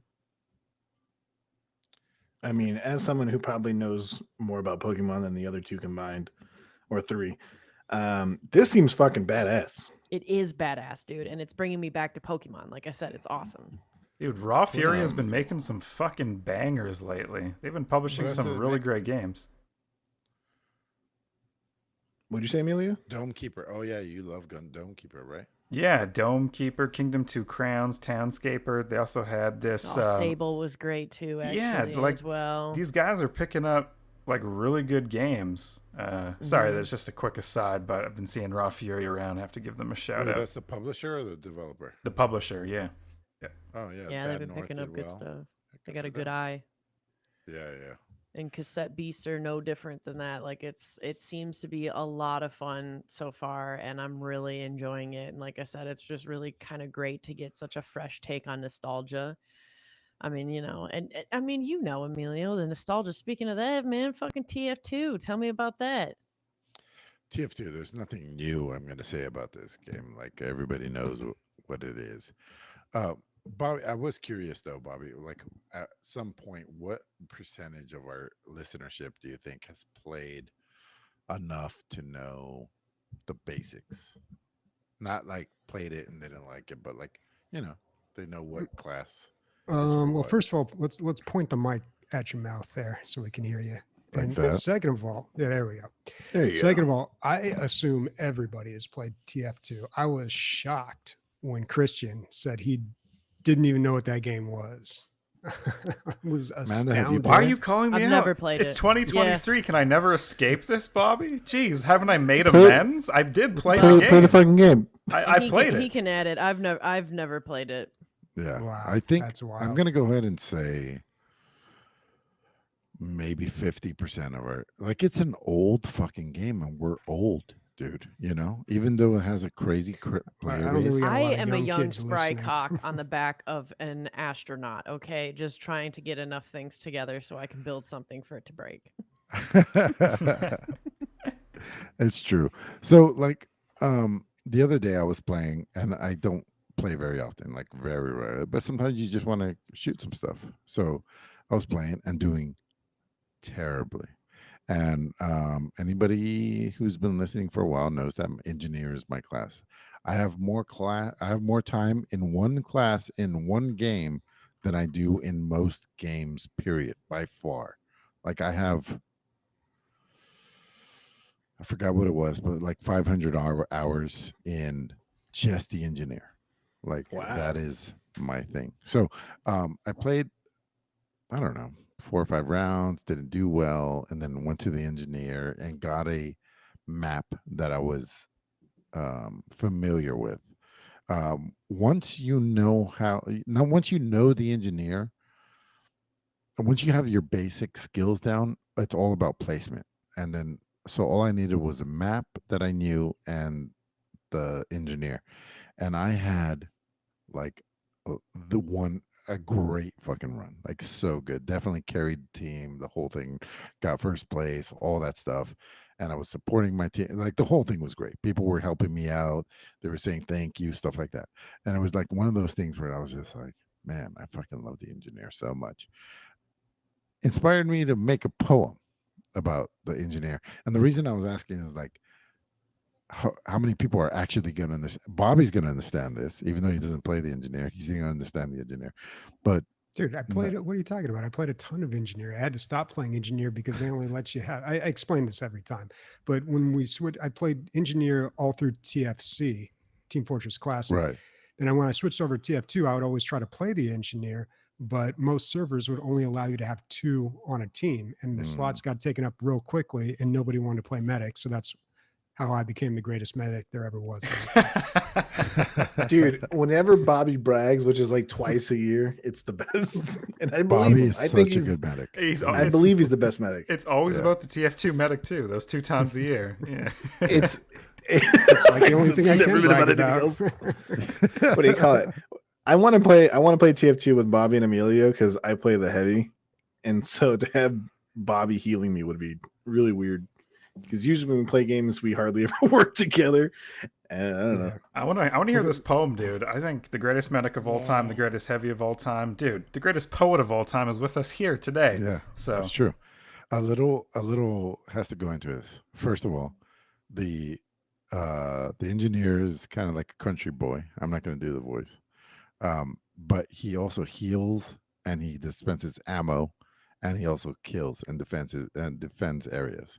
So that's why a little pretext to this. All right, clang, clang, clang. As I hit, I build. As I build, I kill. As I killed, I protect. I am the engineer. Motherfucker. Shit. Son of a bitch. Looky there. My turrets cause Tourette's. Come and enter my forward command center. What will it be? Some bombs? Some rockets? Here, fill your pockets. Friendly? Walk in front of my dispenser. Enemy? Walk in front of this here sensor. Before I get another knife in my back again, use my teleporter to get there and back again.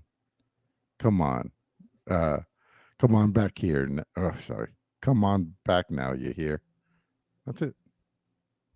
I'm blown away, dude. I think that is the That was single really most good. artistic thing you've ever done in your life. Did your therapist Yeah, tell probably. you to do that? Or- It probably is.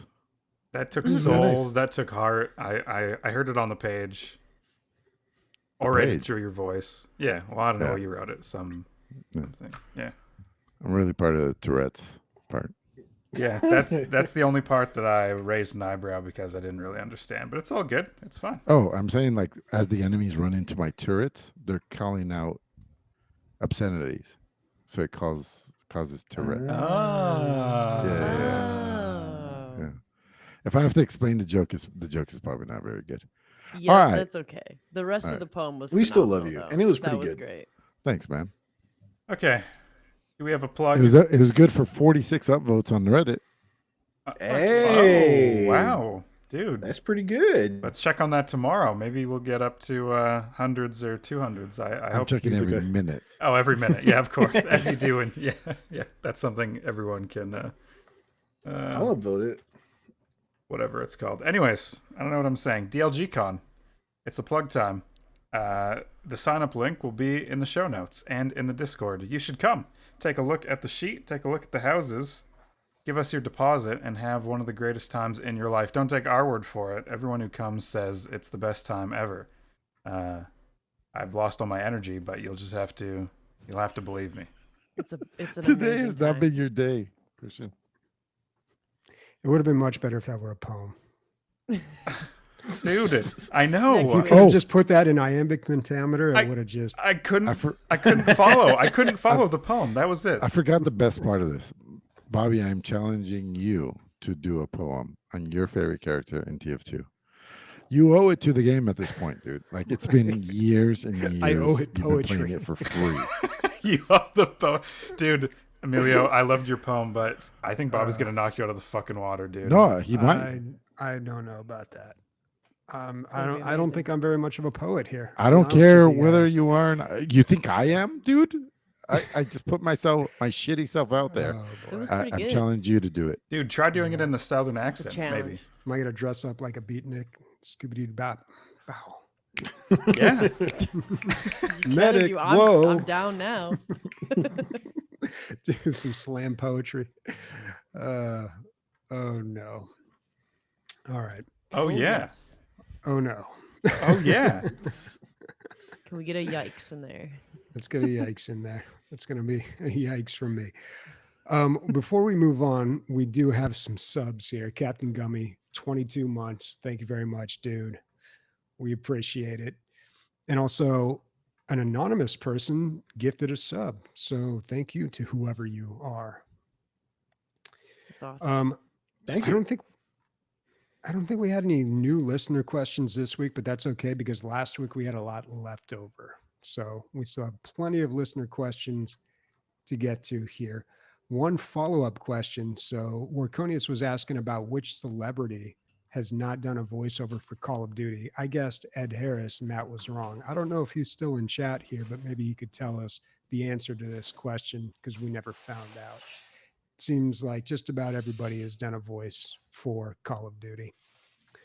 While we wait for the answer or the possible answer to that, let's get to the other questions here. Scrambled Eggs asks, excuse me, are there any two of the crew that could team up to beat Emilio in an arm wrestling match? I think the Cassette Beasts, just like how you can fuse two monsters, I think if we put Nick and Bobby together, they could probably take on Emilio. I think we might have. If you fuse me and Bobby together, we probably would be a normal human being. Just polar opposites. Like, oh my god, this guy has a stable job and he loves his family. What do you call it? From DLG 3, Bobby gave me the most trouble. It wasn't much trouble, but it was the most. And like, yeah, if he, I don't know, him and Christian, Nick is like super lanky, and it doesn't help him, I think, on the arm wrestling front. And so I think, yeah, maybe Christian and Bobby together would maybe do it. I don't know, though. It's hard to say. Probably not. It's me. That's why. me. That's why I get called the sackless wonder sometimes. It's amazing. Strength's on like 40, you know? All right. Well, Scrambled Eggs also asks, what is the generic word you use for a carbonated beverage? Soda, pop, Coke, or some weird Canadian word? We all use day. slice off the old ice up here. No, you don't. No, you fucking don't. What do Stop you making things up.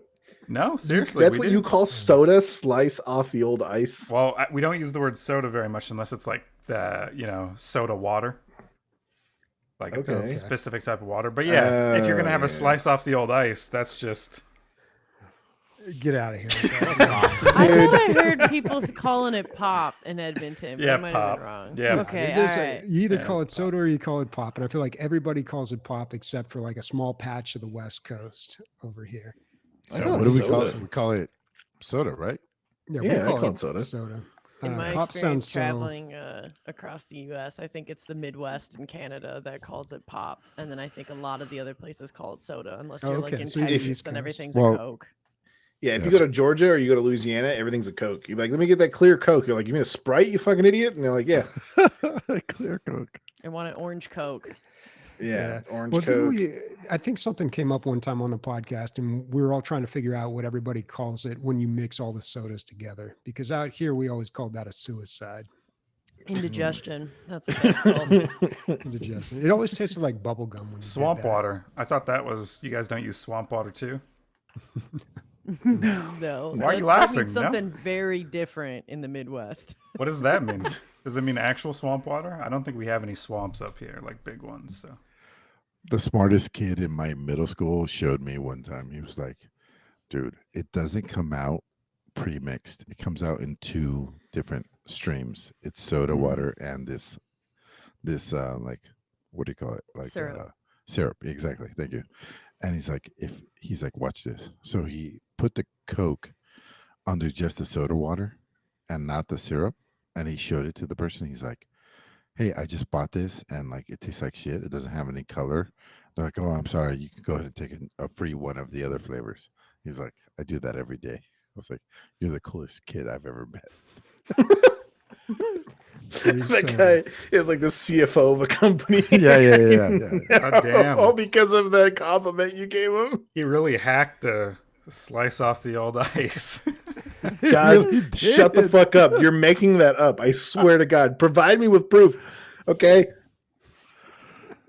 All right. Well, we've got an answer from Morconius's question. It looks like Ed Norton is the celebrity that has not done a voice for Call of Duty. He takes himself extremely serious. Yeah, I believe it, man. Do you Ed guys not Norton. get that like vibe from him? I mean, I think he does. I think he takes. Isn't he a method actor, or is that who's? That's Joaquin Phoenix. Never mind. Yeah. Yeah. I don't Bobby, know. you Aren't they would all know. method actors? A few of them. Yeah. No, he I'm not going to get into a tangent on what method acting is. So let's just move on. We've got another question from Tom, who asks, I learned that there is a hockey player named Akira. His parents loved Dragon Ball Z and named the oldest after the creator. They named his younger brother Krillin.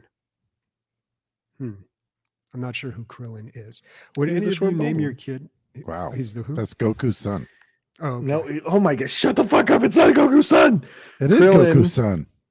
Motherfucker. Never mind. It's the bald guy. That's Yeah, his yeah. best friend who's bald That's his best friend, yeah. and short. Yeah. Okay. Sorry, man. Would any of you name your kid after an anime character? Oh God, game character or creator of any IP? And why would you choose that name? This is related, but listen, man. When I was gonna have my kid, I'm like, I want something different. That's all I really care about. I just want something, different from everybody else. And Sam wanted like, not cookie cutter, but just something more traditional. So I said, you can pick from anything in space, because we also have the added restriction of being able to translate Spanish to English and be the same word, right? So she's like, I was really pushing for Nova, like one of the most powerful events in the universe, a supernova, right? StarCraft That's my 2 cat's character. name. It's your cat's name. There you go. And eventually it all got whittled down and we ended up with Luna, which I was fine with. Like that's a pretty name.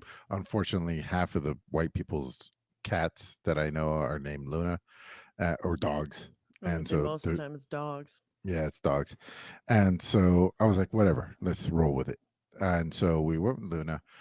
And now it's the -- name in California for girls. Trendsetter, dude. Nice.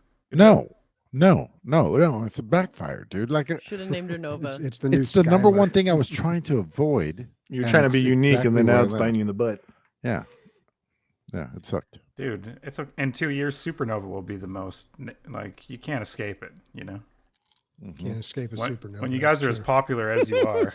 Yeah. Bobby, that was underrated. You get credit for that. That was good. Can't escape a supernova. I actually just had a conversation like this with my girlfriend yesterday because I was watching the original Superman movie, Christopher Reeves, 1978, that one. And it reminded me of something. So I was telling her, there's someone in my department who named his kid Kal-El. And she's With like, the well, apostrophe? maybe it's With the with, apostrophe? well, that's what she said. She's like, maybe it's Khalil. I'm like, nope, it is Cal-El. Yeah. Oh man. So that's I don't know. rough. I think that's pretty wild. I don't know if I'd ever name. I mean, I'm not going to have kids, but if I did, I don't think I'd ever name them after anything like that. I Because support it, dude. I really do. I really support, like, I want to name, if I have a boy, his name's going to be Odin or Thor or something crazy. yeah, It's but just then gonna, like I don't know. Then Dude, like white imagine supremacists, your like pick But- some random thing to like be their icon or something. Then it gets associated with something all super weird. No, you Bobby, heard imagine it. If you you're live in the- California, name your kid Luna. Emilio supports you. Yeah, apparently. imagine Emilio. Son of a Imagine bitch. any one of your Mexican family members being like, Odin, Memaki, Odin. Oh, Like, then, just yeah, that's in where it the- falls apart. My cousin has a dog named Odin. Zeus. Big Ben. What a great name Zeus is. Emilio's about it. getting so good at naming what white people name their pets, like Yeah. for children. Dude, you are He's hitting just it. nailing it. He's hitting them all. There's one that I've seen where it's like how Fido. Midwesterners name their pets, and it's like Colt, Smith, and Weston, get over here. Like it's just nothing but gun brands. There's a lot Glock. of that. Glock. There is a lot of I'm, that. I'm- Yeah. if I have a daughter, I'm naming her after a Star Wars character, and if we have a son, we're naming them after a Lord of the Rings character. So But Jar Jar Binks. This has already been or agreed on? Gandalf. what's that? This has already been agreed on. She's down with it. Yep, no, this is our official plan, but I can't share the names till they happen because I don't want a California Luna situation where everyone jumps Yeah, on the yeah, fucking yeah. bandwagon, right? So We all know it's going to be Jar Jar, dude. Jar Jar. Most popular Jar Jar name in Binks, Canada now, Anakin. Gollum. Thank you. Gollum and Jar Jar, come here. That'd be the you worst imagine- wrestling imagine tag if team this- duo. Working in education around a lot of students, like I see a lot of weird names. And also There's one trends. year, yeah, there's a lot of trends too. So one year I was curious about it, and I actually went through our database and I pulled like all the student names for the entire school that I was at, and then I like used Excel or whatever and filtered them, and I found out what the most common names were for these. And I think I did this 5 years ago, and Emma was the most popular girl's name by a long shot. And I have no idea why. Maybe it's like some Jane Austen thing. Someone I work with, her daughter is around that age and is named Emma, so maybe I should ask her. And then I can't remember what the most popular boy's name was. I don't know. There's a lot of like Jose. Jaden, Aiden, Caden, like a lot of Brian. that stuff. Steve. Brian. No more Okay, Jennifers anymore. What happened to all the Jennifers? Yeah, where are all the Jennifers? Jenny They It's were Elfman. all generational. Jennifer, and they're Jenny's all mean. It's so. It's one of the strangest things. Just like a zeitgeist of naming that happens. It's very strange. I tried to escape it and fell into the center of it. It's so strange. Well, I you mean, can we- be unique, man. Some of the names I've seen working in healthcare are wild. I once saw somebody named Puff Pass. You could always name your kid Puff Pass and really never get your baby a job, you know? Mhm. Yeah. I saw a really weird name. This wasn't of a student, but of a coworker. And I'm pretty sure this is what is that place out there like around Bangkok? They've got a lot of like names that sound very weird to us, but the person's first name was Porn Tip. And I think that's actually like it sounds ridiculous to us, but I think it's actually kind of common out there. Hmm. Yeah. Slice off the old ice if I ever. Yeah. And then I knew a kid named Knowledge. Jeez. There was a kid that someone named Knowledge, and I'm like, that's just risky to name your kid that. I mean, Right. you don't know how that kid's You going to turn don't out. know. Yeah. It could be a Christian, real bad joke. before we wrap up, whose song is it this week? I didn't know Nick was going to be here, but it's supposed to be Nick's song. Nick, do you have something that we can pull up in time? It seems Yeah. crazy. It's Damnation from Doom. Thank you. Okay. All right. All What's right. the next question? Another one from Orconius, more weird celebrity video game facts. Liam Neeson and Matthew Perry have both been in Fallout. Rosario Dawson was in Dishonored 2. Celebrity likeness and voice in a game, does it add anything for you? Have you enjoyed a game and thought, wow, this voiceover is so amazing and brings so much to the game and its story? I think voice actors are better at voice acting than Celebrities. than traditional actors are at doing it. You know, Uh-huh. I didn't. You know what? I didn't know like at all until Vivian started watching a bunch of movies, and she likes watching movies. All the Studio Ghibli films have just like insane actors in their cast. Like Liam Neeson is in Ponyo, and like there's a bunch of other like Oh, yeah. really famous people. Like Dakota Fanning is in My Neighbor Totoro. Like there's Dude. way more that I'm forgetting because Japan comes with that long money when they want to like do their dubs of their big movies. If Yeah. yeah. Is it money? It's- I think it would be such an honor. I don't know. Maybe it is to money. be in a but Ghibli film. yeah, like that's a piece of art. All of them are, you know. Yeah. Also Oh. long money. Oh, money. Yeah. I really like when there's voice acting in games. I think it enhances it a lot. Like I think of like Elder Scrolls Online. You know, that's a huge MMO, and they really don't have to put like voice acting in it. But I feel like the voice acting's good in it, and that really does enhance. I find myself sitting there like actually just enjoying listening to it, even though I could obviously skip through it a lot quicker and read it. But I think it really helps with the immersion in a game like that. And there's plenty of other games where the immersion is really enhanced by the voice acting. Mather, you don't have to say skip through it or pass through it anymore. You don't have to be like click through it. Just say I Bobby it, and that's the end of that cutscene. I tend to not Bobby it too much. I like story, you know. Yeah. Warconius is asking specifically about celebrity likeness and celebrities doing voices in game, which I feel like is becoming more and more popular these days, especially the whole celebrity likeness thing. So we've got Keanu Reeves in Cyberpunk, Guillermo del Toro in Death Stranded, more people in Death Stranded as well. I think even Conan O'Brien did a voice in that game. No, he did a full on like motion capture and like body scan for it. Yeah, he's in the game. Yeah. Yeah. I was blown away when I saw what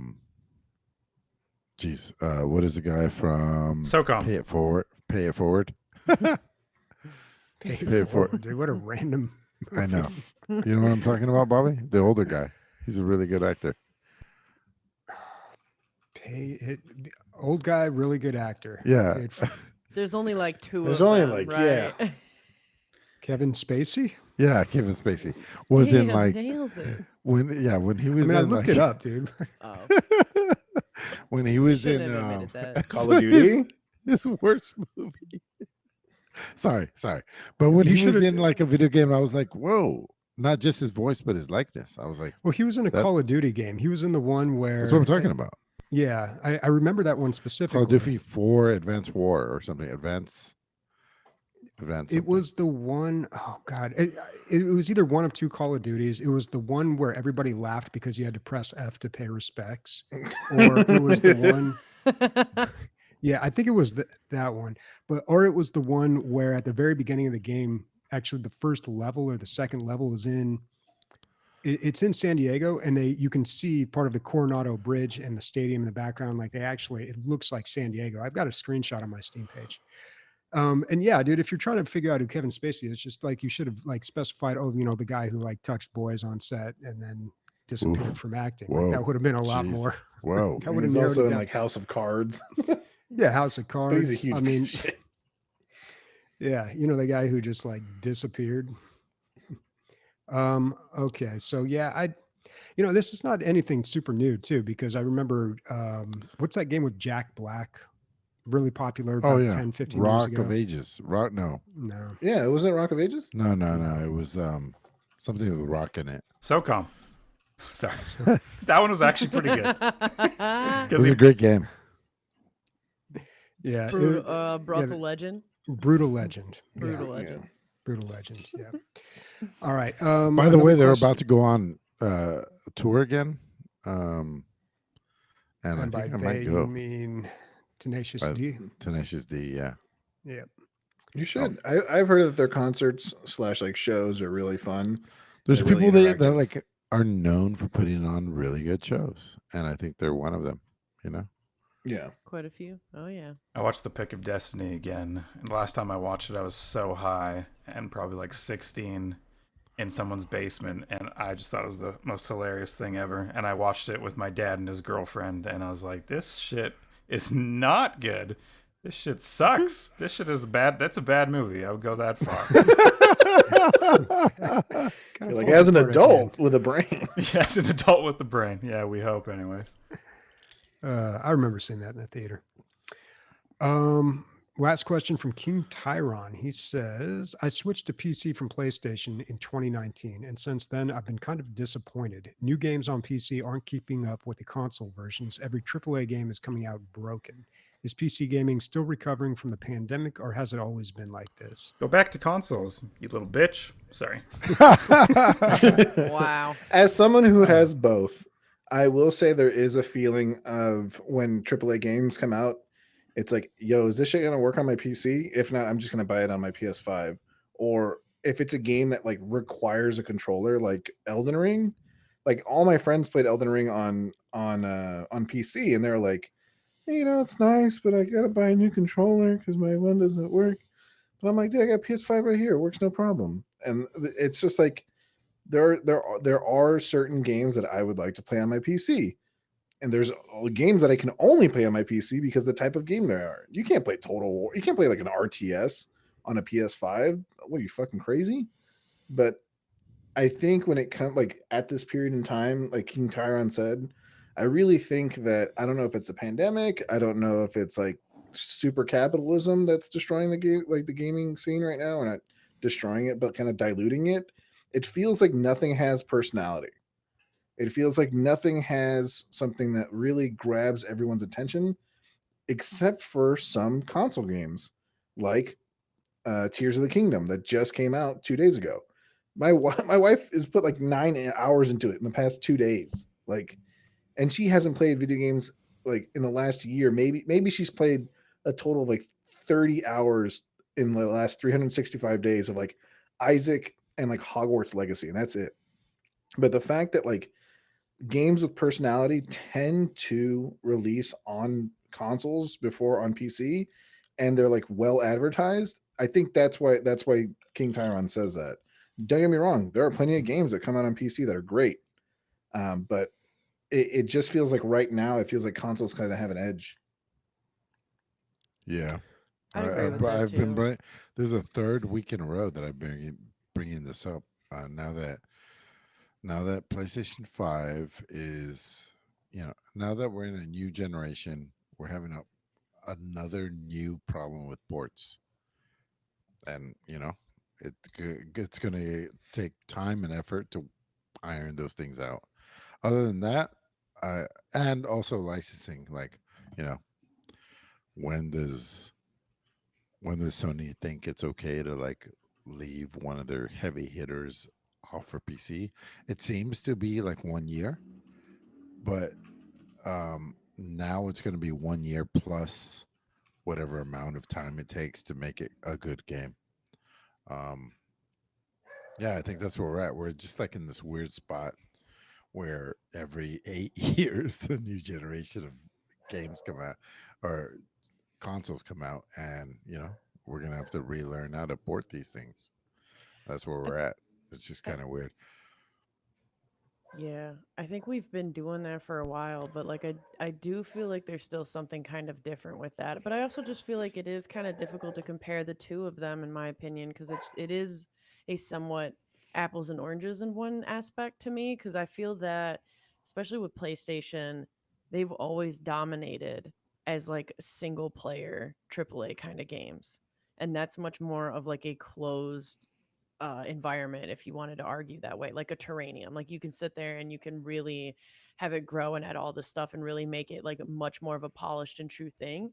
Whereas you don't have all this shit going on of like downloading. And then I feel like a lot of the PC games coming out do try to add multiplayer or like maybe be a little too ambitious with things. And like they're almost like as if you were trying to curate the whole pet store instead of like one aquarium. You know what I mean? So I think that's there's always been a level of that, I think. But additionally too, like I know that a lot of the work culture and environment around designing and making games has been pretty toxic for a long amount of time, and I wouldn't be surprised if the pandemic caused a lot of people to take a seat back and be like, well, I'm going to go into something else that might have better work life balance. So maybe we are seeing like a big brain drain from companies making games. I could definitely see that. But I also feel like, there's a lot in PC that it does really well, especially when you're talking about indie games and unique different things. It seems kind of odd to me to talk about all the games being the same, when in reality, when you look into the realm of indie, there are a lot of unique games with like quite a bit of personality.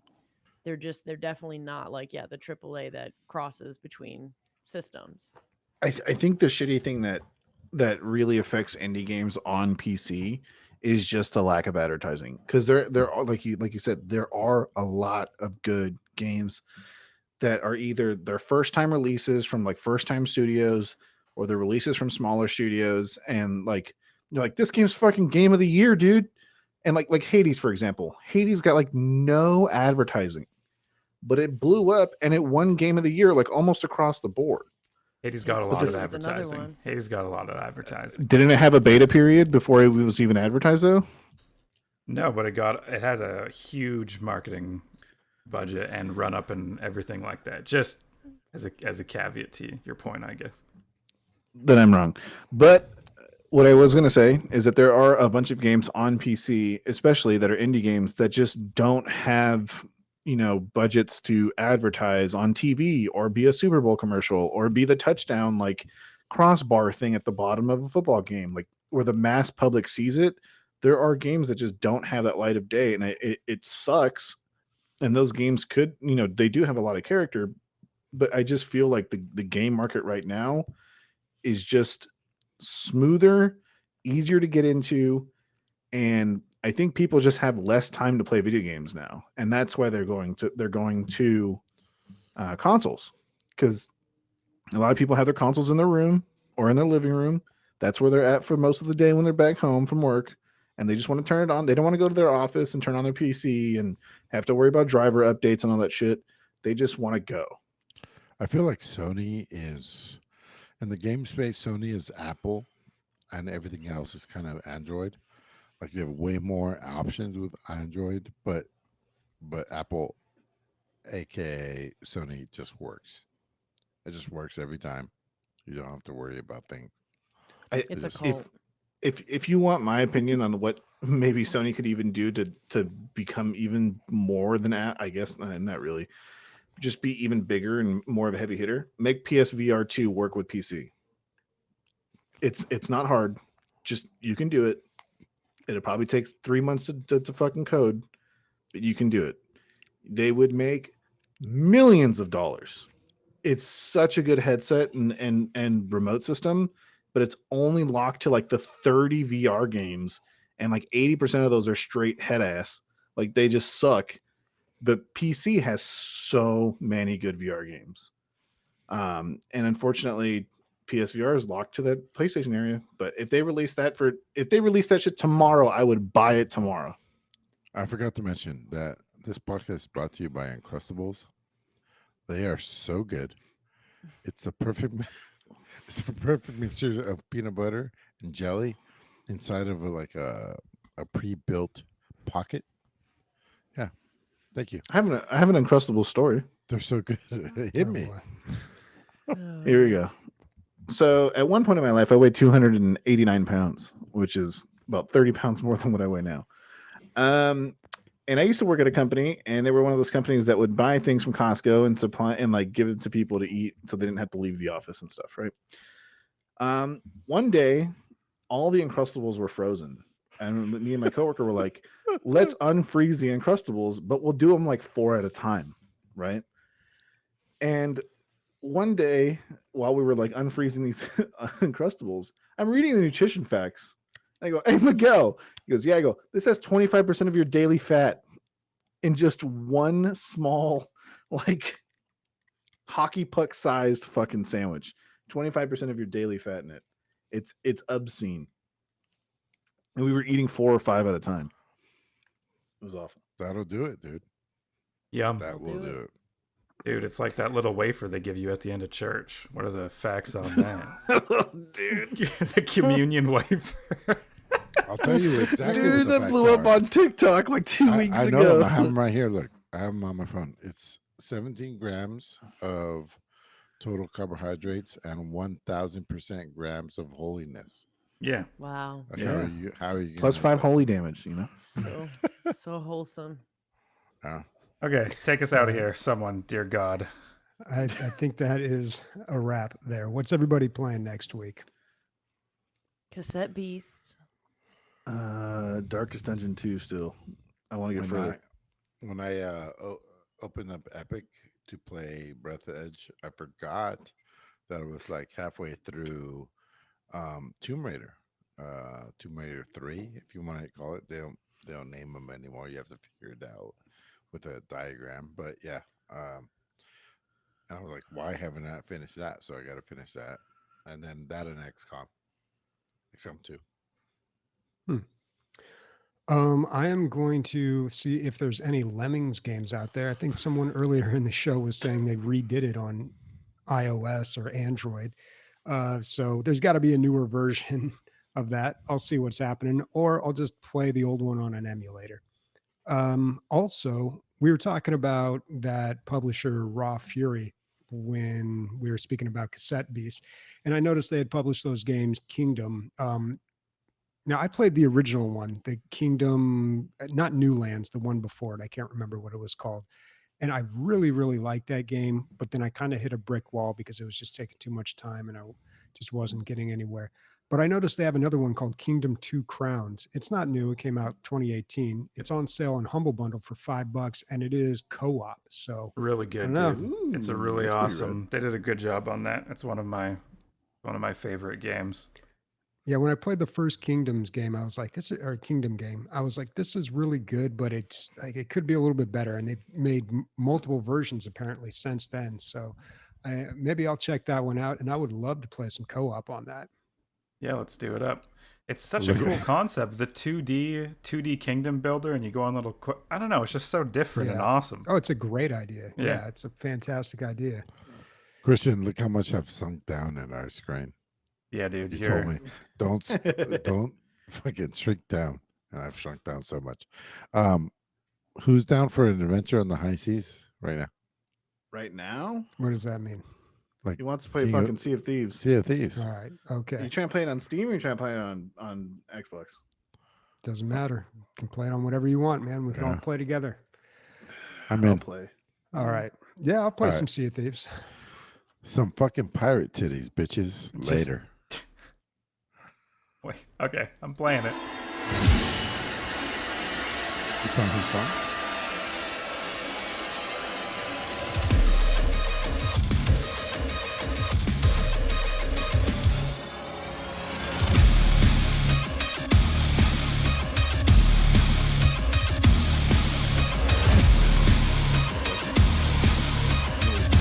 Chris, we can't hear it.